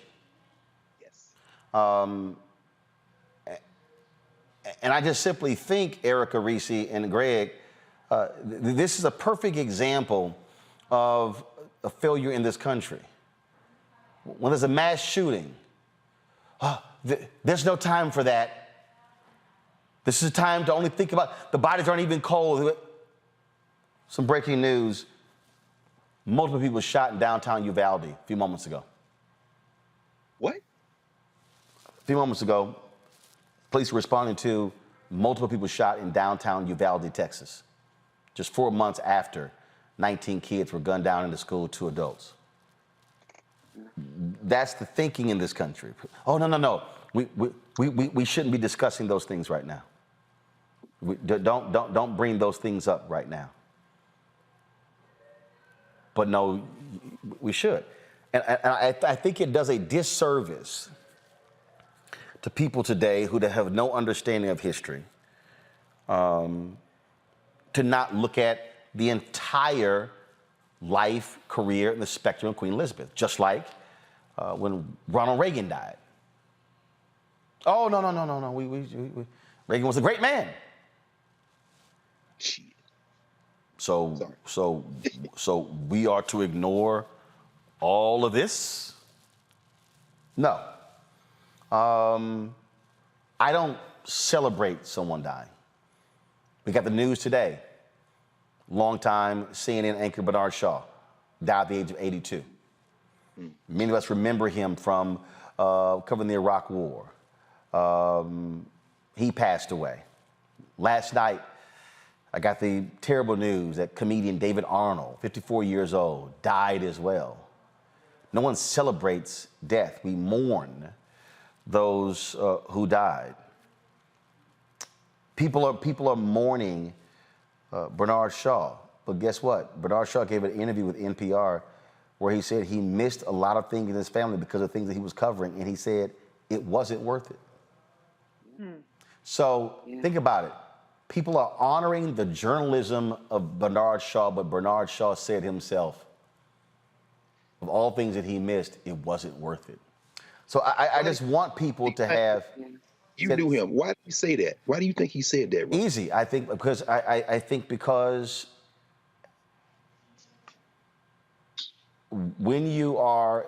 Look, as you get older, you reflect on what you missed. Birthdays. Your memories... Mike Wallace was fired from CBS. He was fired. He made a comment. He said F you to the new executive producer. He could do that with the previous EP, his old friend Don. Not the new one. Mike Wallace was fired. All the awards, all the accolades, he was fired. Stuck him in a downstairs office, play out his contract. Mike Wallace died in a nursing home of dementia. They put his awards on the walls, hoping he would remember. None of that. I think Bernard Shaw made that comment because he gave up a lot to go cover these things worldwide. And when you get to the end of your life, you actually wish you had more time with your family. Ed Gordon posted this about, and it's very interesting because David Arnold really was like bothered that he did not blow up. He did not experience the highs of the business until literally the last year. And he had been wanting it for a very long time. Here was a conversation that he had on the podcast with Ed Gordon that I think is important, which I think also speaks to what Bernard Shaw had to say. So listen to this.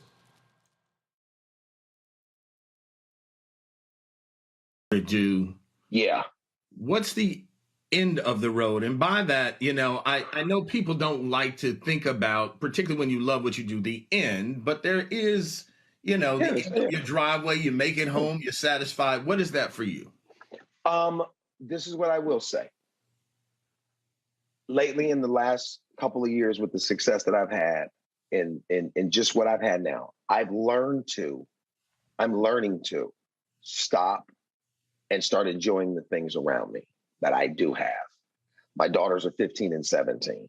I try to spend more time with them and really lock in with them because they're, a few years out from going out and to do their own thing.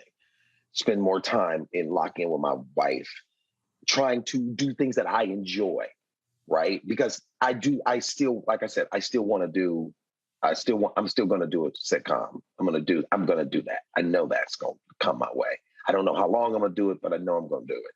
And then I will get a chance to tour. If I can just tour and people come to see me every time my name goes up on a marquee, that would be cool. But the end for me is being in a place where I'm okay. I've made an incredible living doing what I love to do, which is a blessing because most people do not get a chance to do that. And I think the end for me is just being comfortable with the things that I have done and being happy with the fact that I've made a great living and taking care of the people around me. You know what I mean? Doing what I love to do in a way that was even better than I was, raised in some areas.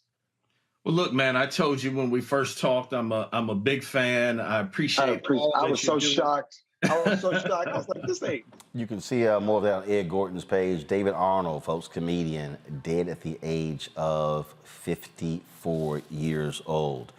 I mentioned Bernard Shaw, longtime anchor of CNN. Our paths did not cross. We were there at CNN together. I got there in 2007, left in 2013. But I did have an opportunity to meet Bernard Shaw on many occasions. The last 3 years, he and I talked several times. We tried to connect to play golf. Bernie had knee surgery, then he had a serious back issue. We would talk occasionally. He actually crossed my mind 3 weeks ago, and I should have called. Literally just popped into my spirit, and I didn't do so. And like I said, we would talk, and he would man want to play golf, but he kept having these injuries. He died at the age of 82 of pneumonia, non-COVID. A few years ago, at the National Association of Black Journalists Convention, he spoke. And I was sitting in the room when he made this speech. Let me know if y'all have the video. And some may ask, Roland, people may ask, why did I rip CNN when I did? Because part of my deal is, I said, I don't want to wait until I'm 70 years old to speak truth about what happened. When Carol Simpson wrote her book and talked about the racism and the sexism she had to go through, when Bernard Shaw talked about the things that he went through, they were not in real time. So for me, when you talk about those things when you're 70 or 75 years old, they can't be fixed. They can't be fixed.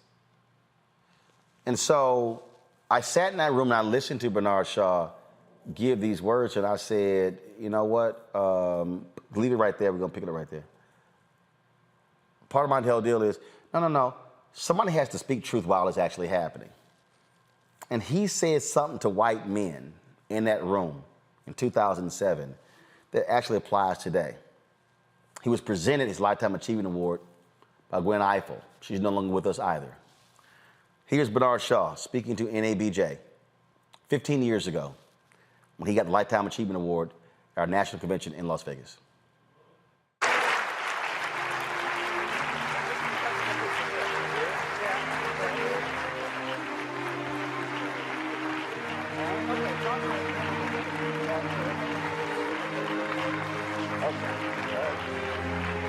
Thank you. Gwen, where are you? Thank you. Good evening, ladies and gentlemen. Thank you very much. Tonight you welcome me down your corridor of honor, and I am walking in shoes of humility because before me you have celebrated the finest of the best. Among them, on my mind, my friend, Ed Bradley.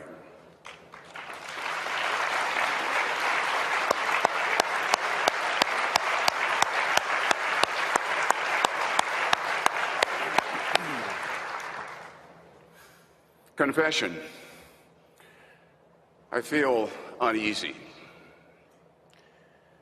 And I feel uneasy because praise makes me itch. I want it, I like it, but I can't spoon with it, you know? I refuse to. It's my way of keeping myself honest and remembering my mother's words. You can always be taken down a buttonhole lower.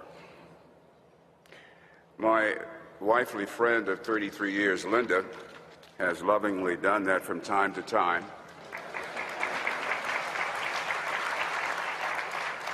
As mother, protector, heart, soul, and conscience of our family. Without them, there would be no me. In all the seriousness of my journalistic life, there's been an impish little boy, hidden away but reappearing at signal moments to remind me of life's wonderments, people's goodness, and tomorrow's possibilities. So many times that little boy saved me from becoming embalmed with cynicism and stereotypical thinking and viewing others through and with negative prisms and mirrors. But then and now, there is code red reality. Journalists, hear me tonight. There are some owners in our business, some bosses, parent companies, whose profit fixation and staffing directives and decisions sabotage the public good they profess to serve.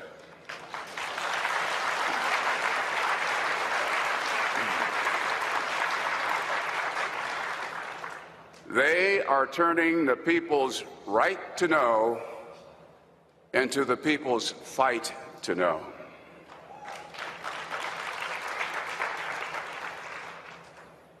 Beyond this ballroom tonight, white males, wake up. Wake up.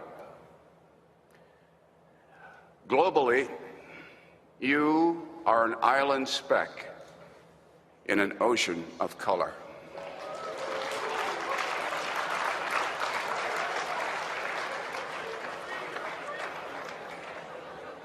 The reins of power will weaken, and so will your grip, if you do not faithfully and fulsomely support our nation's greatest strength, diversity.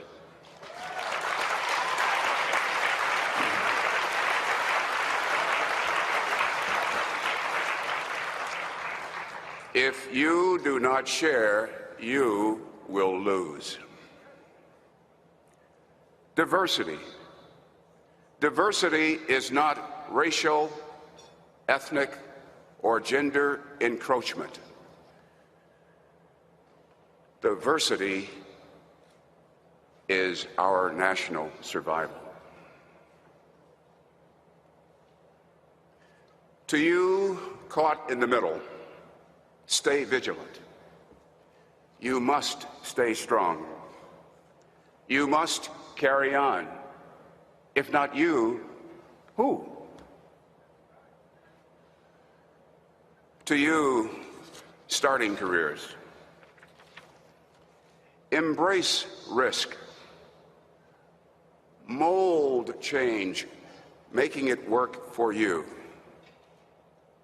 Better to walk the plank of change than regret steps not taken.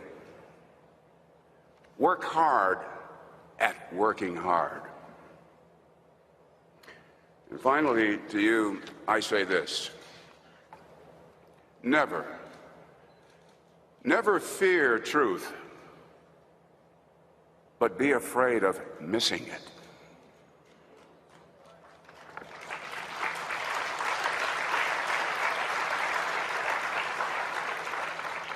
Your goals, your talent, your ethics have lifelong value and are superior to an Emmy, a Peabody, or a Pulitzer won along the way.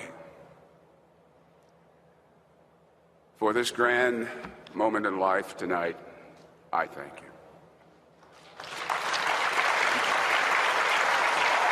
Thank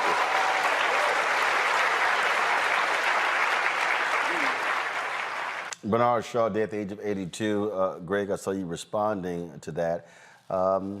Again, to me, those are the words that need to be spoken on CNN, on the air, not just to media executives, but to all these white men in power in this country. Well, Roland, that's one of the reasons, thank God, you're not at CNN and you're here in a place that you built. Imagine how Bernard Shaw would have sounded if he could have said that every day on the Black Star Network, or Charmaine Hunter Galt, or Gwen Ifill, or, as he mentioned, Ed Bradley, graduate of Cheney State University, or Max Robinson, for that matter. At that same ABC that Bernie Shaw started at as a young reporter in the 60s after having come out of the Marines, of course, the great Chicagoan Bernard Shaw, who interviewed Martin Luther King, who covered Watergate, who, as you say, became the first chief anchor at CNN, but then did it in a way, and as he's talked about in interview after interview, did it in a way that radiated coolness. And of course, on CNN, they're going to have him talking about Baghdad. Of course, they're going to talk about the Iraq War and how he was cool there. But that's who. Yeah, they ain't going to play that speech. Oh, no, hell no. Of course not. Again, this is the only place. And I guess what I'm saying is I'm sitting there listening, brother, and thinking about that elder and his dignity. And we think about so many of our elders, women and men, and their dignity, giving these pronouncements, these kind of valedictories, these kind of passing it on. We realize when people say, and they'll say it, of course, all the black folk, all the black talking heads in these places will say, we stand on their shoulders. But do you? See, when we look at you, brother, we see someone who truly stands on the shoulder because, as he said, my dream wasn't to be the black at CNN who had to stay cool the whole time, which means at some point early in the 2000s, he retires and said, I'm going to spend this time with my family. It means not having to make that choice because you control the platform. There will never be.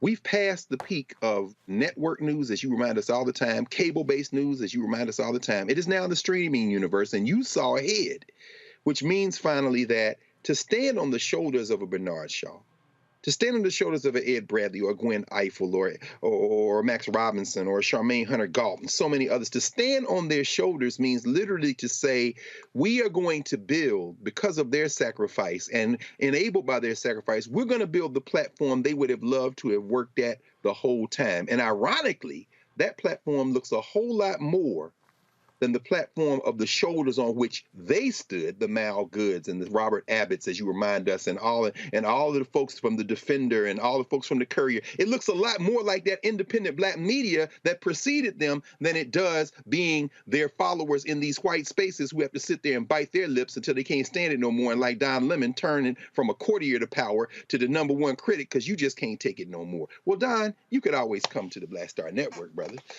But, Bernie Shaw's dream wasn't for you to follow him at CNN. Bernie Shaw's dream looks a whole lot more like Roland Martin than it does Don Lemon. The lesson learned, Queen Elizabeth 96, Bernard Shaw 82, David Arnold 54. The reality, and real quick, Reese and Erica, before I go to my next guest out of South Carolina, no one knows the day, the hour, the minute, the second. So you've got to live every single moment to the fullest. As Ambassador Andrew Young always says, when he wakes up, he says, guess God ain't done with me yet. Yeah, and I mean, I used to see David Arnold all the time at the Laugh Factory at Chocolate Sundays. I saw him out with his family once at lunch, and he was just such a great spirit. He wasn't one of those comedians that every other word was bitch this, motherfucker this, not that I have a problem with that, but he was just a really good stand-up guy who was really, really funny. So I just want to, speak on him for a second because I've seen him so much over the years, and this is really a true tragic loss. Erica. Well, just I would encourage everyone to listen to that NPR interview. It's 11 minutes if you listen, or if you want to read at your leisure. But something that Mr. Shaw said throughout, and an abundance of condolences to the Arnold family and to the Shaw family, and to those people who were, you broke the news about what happened in Uvalde. What Mr. Shaw said in that NPR interview, and he kept saying, and talking about success, and he said that it will cost you. It will cost you physically, it will cost you mentally, and I hope and pray that folks survive. So I think that hearing those words from somebody who was so able to reflect in such a meaningful way about what it means to trade in family for success, or to really try to balance that it definitely will cost you. So again, condolences to some wonderful people that we've lost here recently. Indeed. Got to go to a break, folks. When we come back, we will talk with a South Carolina state legislature who let her colleagues know, y'all keep acting a fool. Keep acting a fool. You gonna deal with this. Wait till we show you what she had to say and talk to her. You're watching Roland Martin Unfiltered right here on the Black Star Network.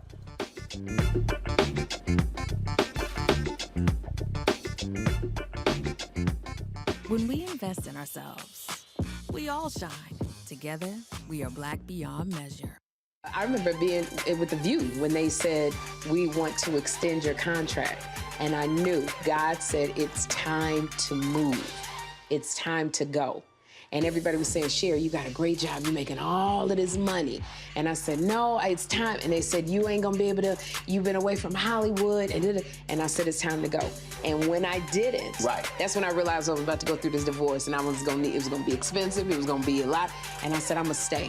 I said, I'm gonna stay for a couple of years. So you make this money. See, go ahead. I'm gonna make this money, and then I'll get out, Lord. So I'm gonna do a compromise. I'm gonna do what you say, but I'm gonna do it on my thing. And he went, really? He went really. And you know when he went really?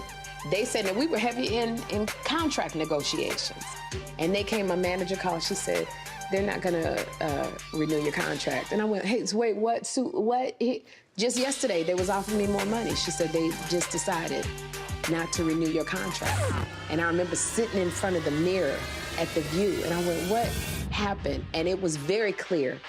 God said, I told you it was time to go.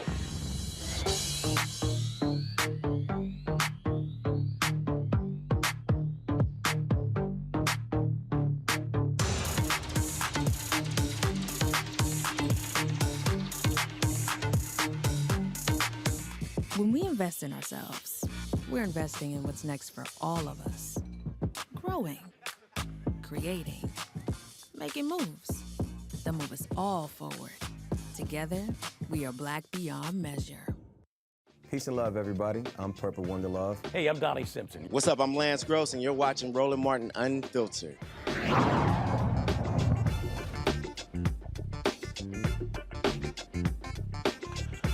Montgomery County, Maryland parent agrees to a $275,000 settlement with the county over her young child's detainment by police after he walked away from school 2 years ago. Shanta Grant's child left East Silver Spring Elementary School on January 14, 2020. Police officers Dion Holliday and Kevin Crispin found the boy, who was 5 at the time, about 2/10 of a mile away from the school. Grant's lawsuit accused police of being verbally abusive and threatening toward the child. The officers put handcuffs on the boy, trying to scare him straight once he was taken back to school. Montgomery County's Self-Insurance Fund and the Board of Education paid out the settlement. The Brooklyn District Attorney is asking a judge to throw out 378 criminal convictions directly based on the work of 13 former NYPD officers who are now convicts themselves.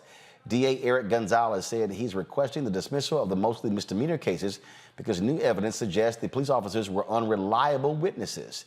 These former police officers were found to have committed serious misconduct that directly reflects to their official job duties, calling into question the integrity of every arrest they have made. A thorough review of my conviction review unit identified those cases in which their testimony was essential to providing guilt, and I will now move to dismiss those convictions as I no longer have confidence in the integrity of the evidence that underpinned them. The 13 officers related to the case were convicted of murder, of planning drugs, taking sex bribes, lying under oath. According to data collected by the National Registry of Exonerations, this is the 6th mass dismissal of convictions in U.S. history. Steve Bannon walked the perp walk today. Yep, he got arrested in New York for that racist wall they were building, stealing from all those folks. Yeah, slapped them cuffs on that punk ass. He talked a whole bunch of trash, and now he's facing anywhere to 5 to 15 years in prison. Remember, he got pardoned for this by Donald Trump. That was federal. You can't get another pardon because now the state's after your punk ass, Steve Bannon. What a sight to see. All right, folks, let's talk about South Carolina, where a black lawmaker gave a speech on the floor where she laid it out to her colleagues. They've done some crazy stuff in South Carolina. All these white men sitting there passing their abortion bills. One of the Republicans then crying about how the impact, hell, he hadn't even read the damn thing. Well, State Representative Gilda Cobb-Hunter stood before her colleagues earlier this month, telling voters to take their personal feelings out of the ballots. Watch this. Voters out there, I like all of these people in here, don't have a thing against them. Listen, this is not personal. This is business. And too many of you have made your choice at the polls personal. You have voted for people because you go to church with them, you like them and they're nice people, you golf with them, you play bridge, you do all of those kinds of social interactions. What I want you to start asking voters is the question that was asked by one who probably would be considered a rhino now with this current crowd, and that's the former President Ronald Reagan. The question that he asked, are you better off now than you were before? And so I say to the women in this state especially, and to the men who support women having the intelligence to make responsible choices about what they do with their body, I say to them, the question you need to start asking your church members who are in here, your friends who are in here, is how they have voted, and if they're running, how they will vote on issues that affect your well-being.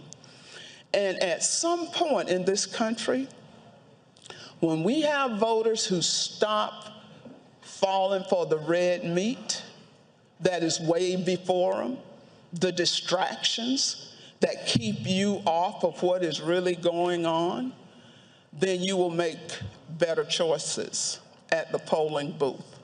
And for those of you who are harboring what you're going to do to me in the event that I do get elected and come back, bring your A game. Because guess what? There have been many who have come before you and have sat right in some of these same seats, right, Mr. Valentine? And had all kinds of plans about what they were going to do to Cobb-Hunter. I won't tell you where some of those people are now, but it don't matter to me. Like I said, this is not my life. I had a life before I came here. I'm going to have one when I leave. Bring your A game. Representative Gilda Cobb-Hunter joins us right now on Roland Martin Unfiltered. Lord, you done let them folk know, don't play with me. Hey, Roland, how are you? I'm doing great. What precipitated that floor speech? Well, we were talking about abortion again for the long, and I was just at a point where I'd had enough of hearing. It was just at a point where enough already. Let's just get it on.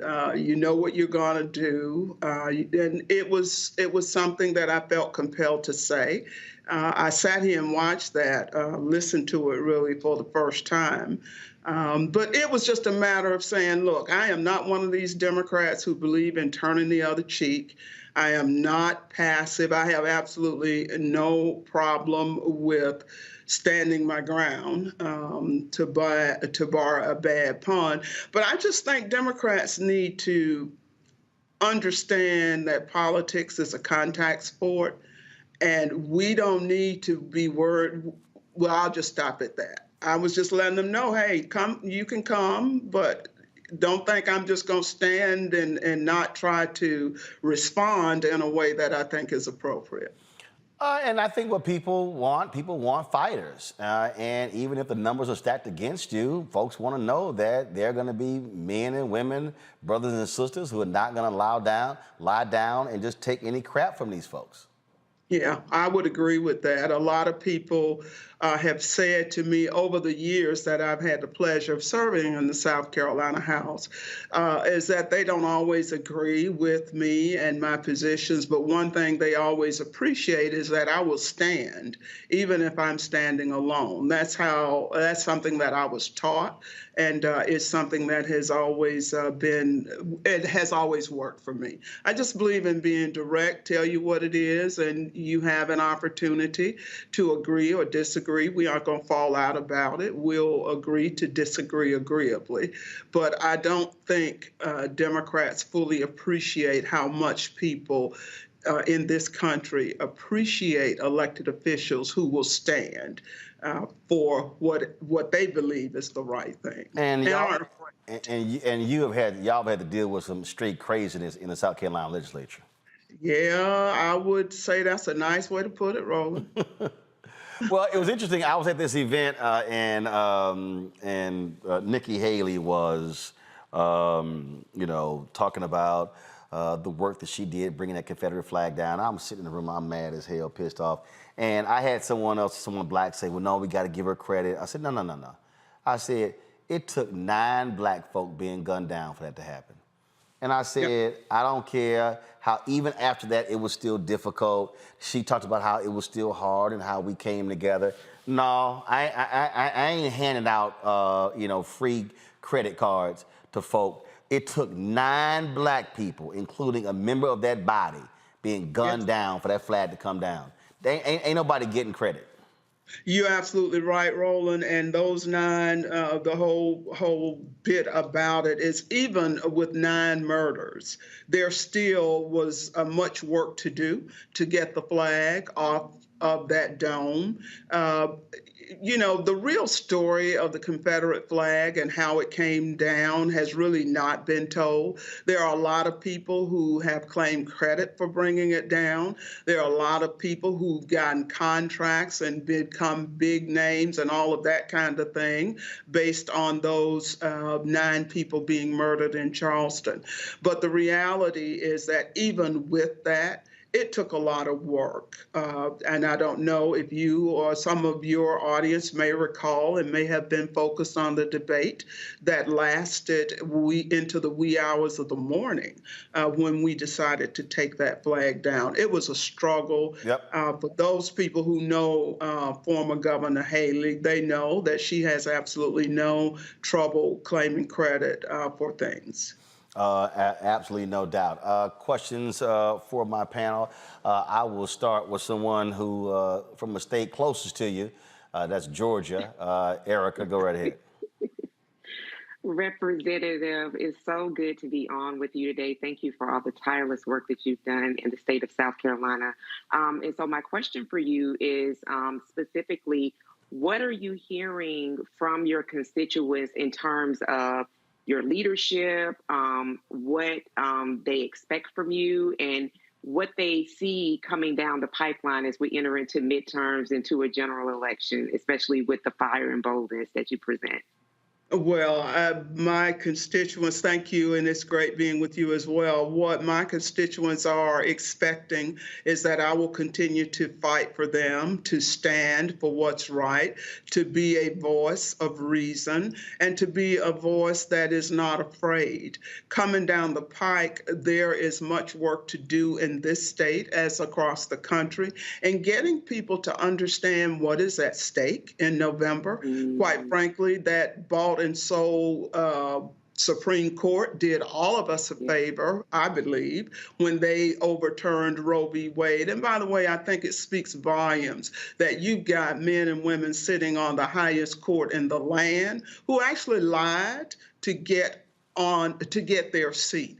And so what I have spent all my time trying to do and will continue to do is engage people in the importance of getting registered and getting out. You know, we talk a lot about voter registration. We don't talk enough about voter education. And voter education includes registration, but you can't just register people and then expect that they will go out and vote. We've got to tell and talk to our communities about why it's important that they go out and vote. And so many times we as elected officials don't do that. We come around 6 weeks if we're lucky. In a lot of places, it's 2 weeks. We come around and to be, you know, this stuff, and I don't mean to be whatever, choose your word, but this business that we used to engage in by saying to people, oh, you know, people died trying to giving you the right to vote and all of that, that does not work anymore in a lot of communities like it used to. And those of us who are blessed and highly favored enough to be elected officials, we've got to start doing a better job communicating and showing people why they put us in these positions. And quite frankly, I'm sorry, with all due respect to everybody out there who serves, who looks like me, if you ain't doing nothing, you need to move on out of the way. We got too many people in positions of power who are just glad for the title and the tags. They're just glad to be there. And a lot of the problems in our communities is because I believe we've got elected officials who are more concerned with that title and that tag and maintaining that as opposed to changing things in their communities. Reese. Thank you. Thank you, Representative, for your leadership. I'm curious, do you see the needle moving at all with the attempt at a total abortion ban in your state? I know you talked about the need to reach out to voters and move beyond just the rhetoric around the importance of voting.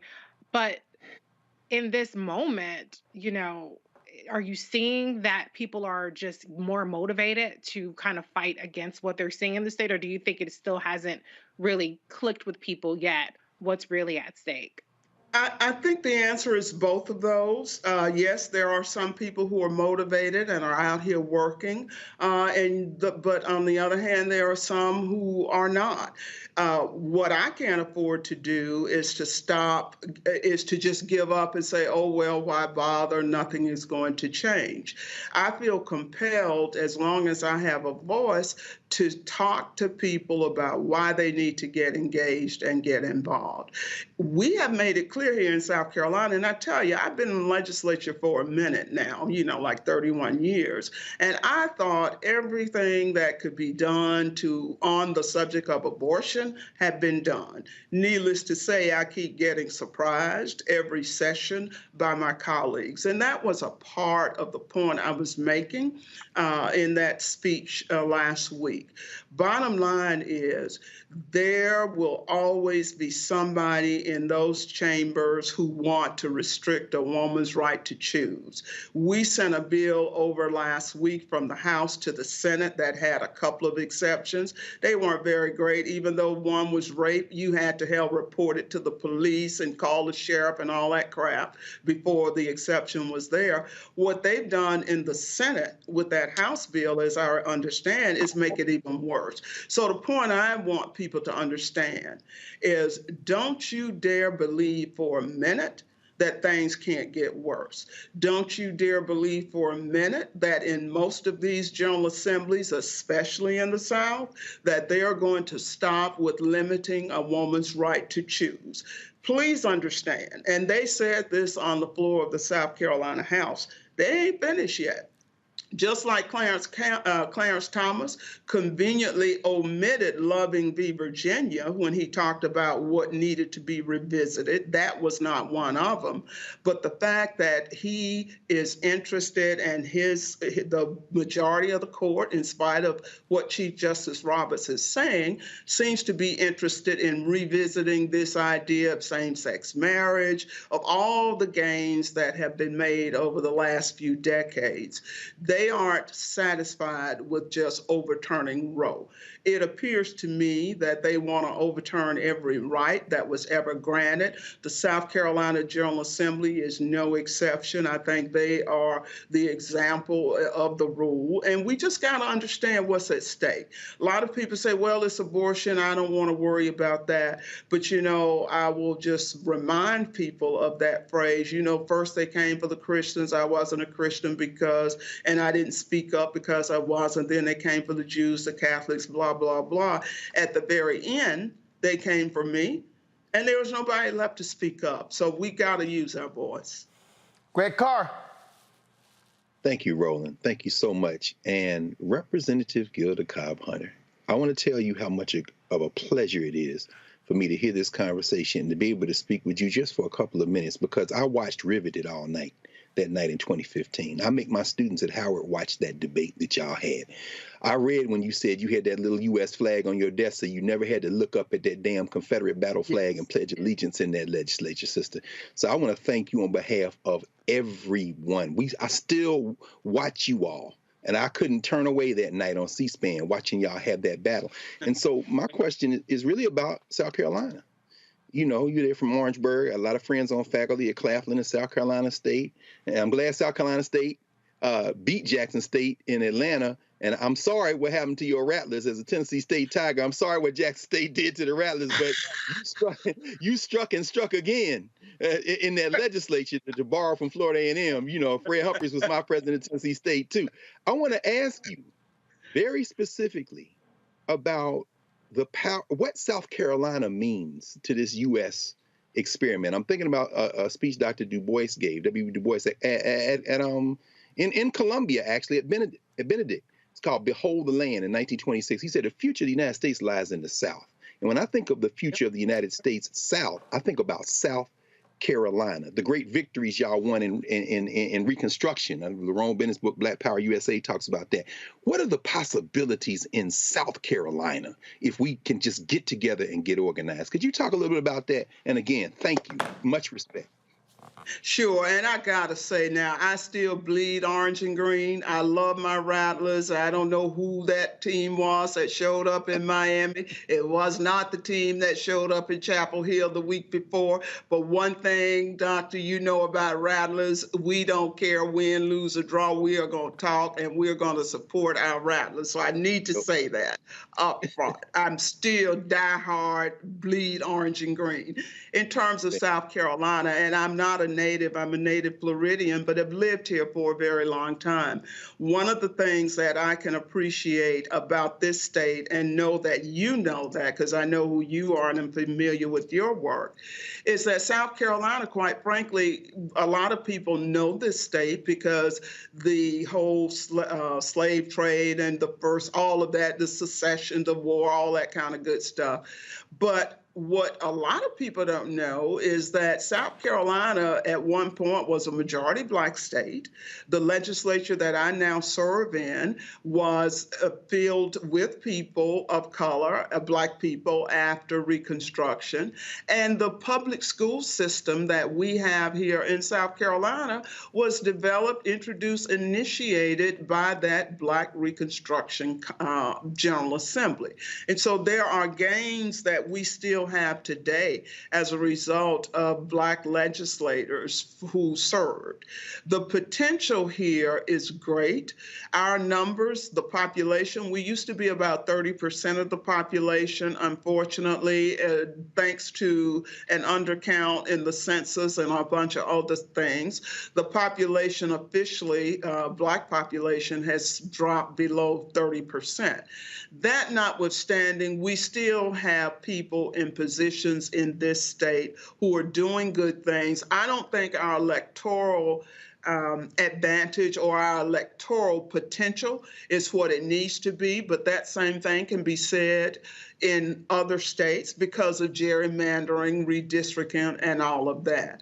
We've got opportunities here in South Carolina to make a change, but we have to understand all politics is local.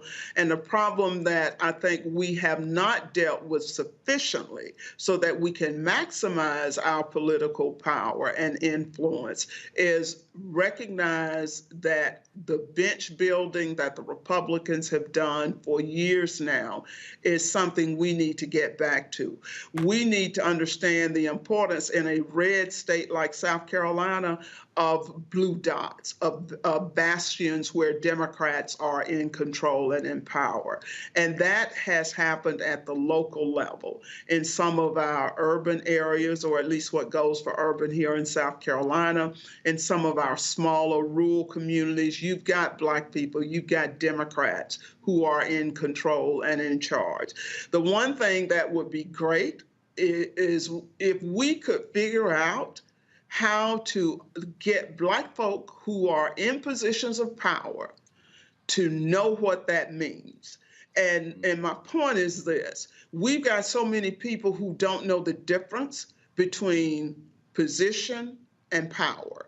You can have power and no position. You can have position and no power. And what I believe we need to spend more time talking about is how do you use power to help the people you care about. Too many of us are in positions of power and we just don't recognize it, and we're either scared to use it, don't know how to use it, or for whatever reason, it doesn't get used. And so you still have places where, even though you've had Black folk in position, South Carolina is one, as are many other states, the conditions have not changed. And so that suggests to me, okay, y'all got these jobs, y'all in these positions, but what do you got to show for it? And if you've been in a position for X number of years and there is no significant or appreciable, shall we say, difference in the people you represent, then there's something wrong with that picture. All right, then. Representative Gilda Cobbs-Hunter, always glad to have you. Good to see you. Keep giving them hell, and I can guarantee you we'll do it right here. Thank you, Roland. You stay safe. I appreciate it. Thank you so very much. Same for you. Folks, it's so much news happening. We're going to end the show with this breaking news out of Michigan. The Michigan State Supreme Court has ordered the abortion and voting rights bills to be put on the ballot on November 8th.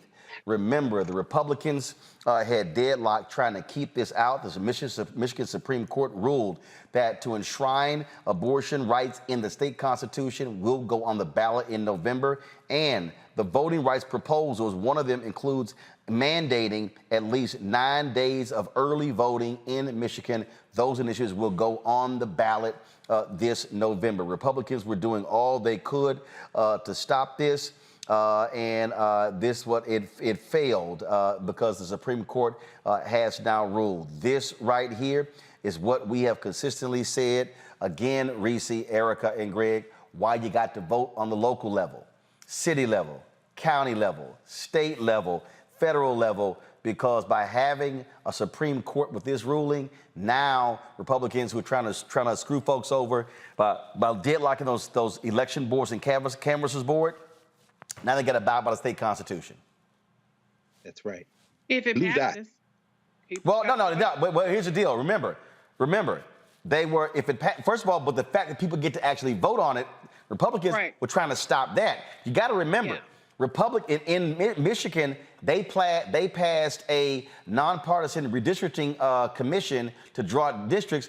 The Michigan legislature came back and said, we're going to ignore them. So what the folks were fighting for is let the people decide. I thought that's what Republicans actually believe in. No, they believe in white supremacy, and they don't have it, as Erica said. They got white nationalism. But just to reiterate what we just heard Gilda Cobb-Hunter talk about, the blue dots in this red field. There aren't red states and blue states. Take out DNR. They are human beings and they're white nationalists.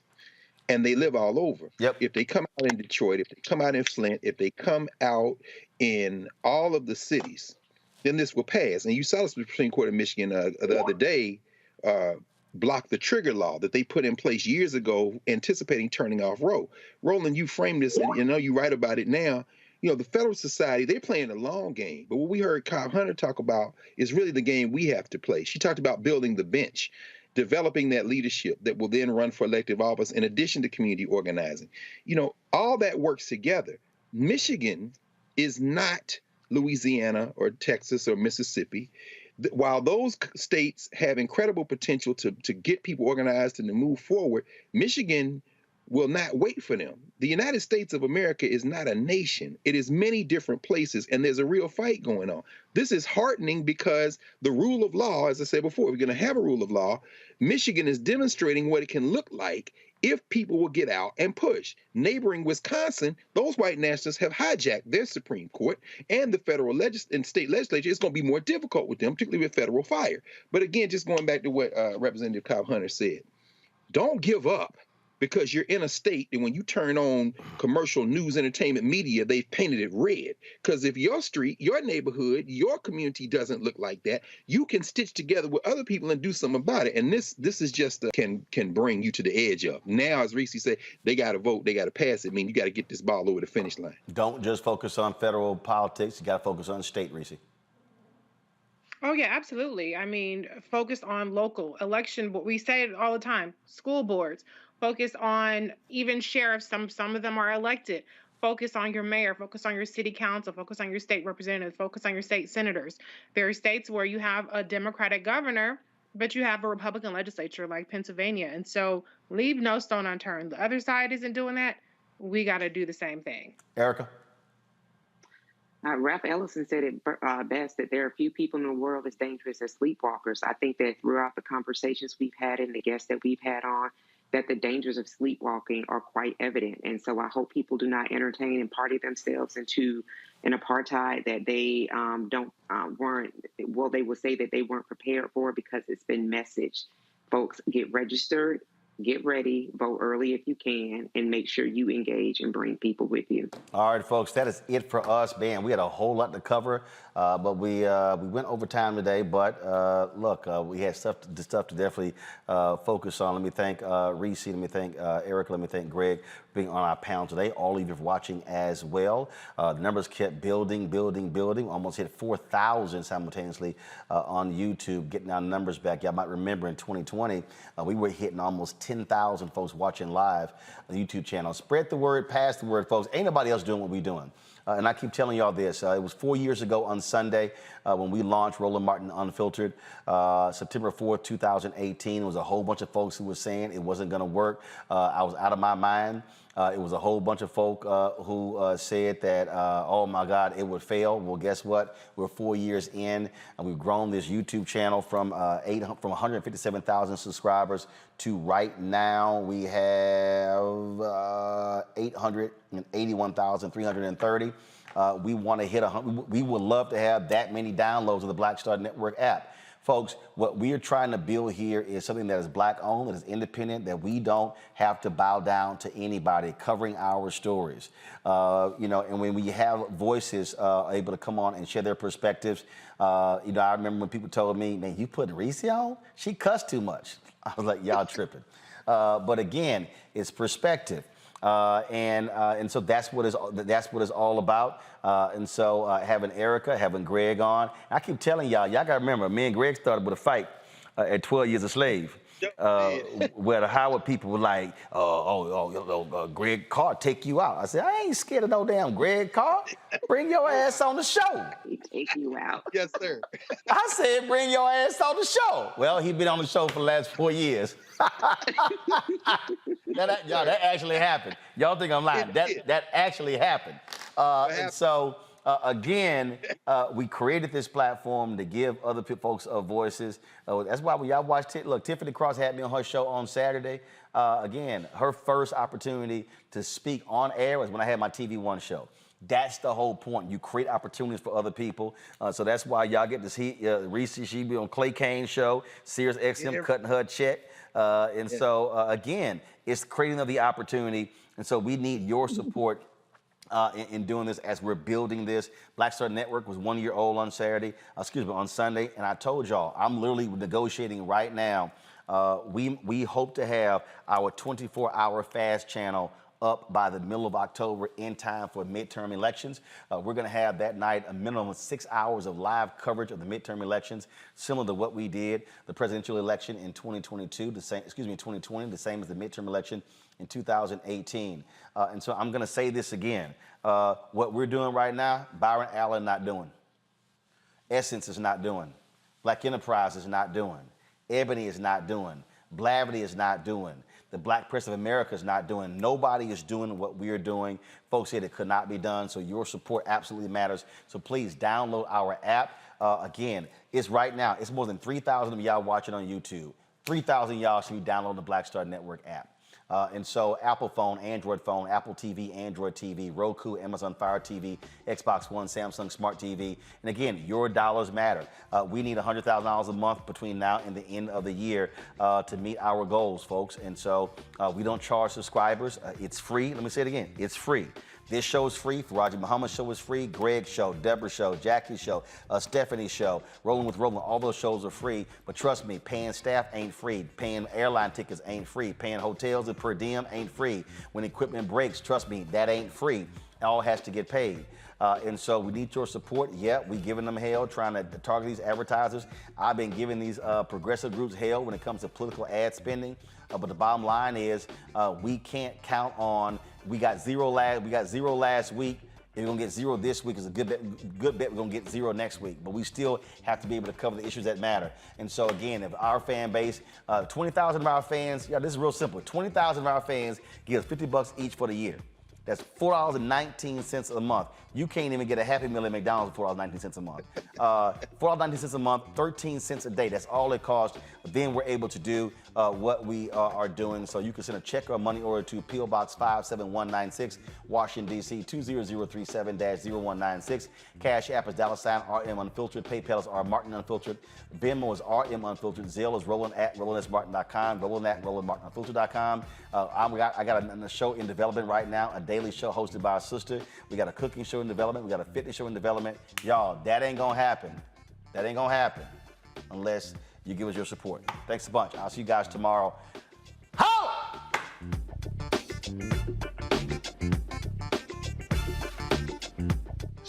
And what happens in Black culture. We're about covering these things that matter to us, speaking to our issues and concerns. This is a genuine people-powered movement. There's a lot of stuff that we're not getting. You get it, and you spread the word. We wish to plead our own cause. Too long have others spoken for us. We cannot tell our own story if we can't pay for it. This is about covering us. Invest in Black-owned media. Your dollars matter. We don't have to keep asking them to cover our stuff. So please support us in what we do, folks. We want to hit 2,000 people, $50 this month, raise $100,000. We're behind 100,000, so we want to hit that. Your money makes this possible.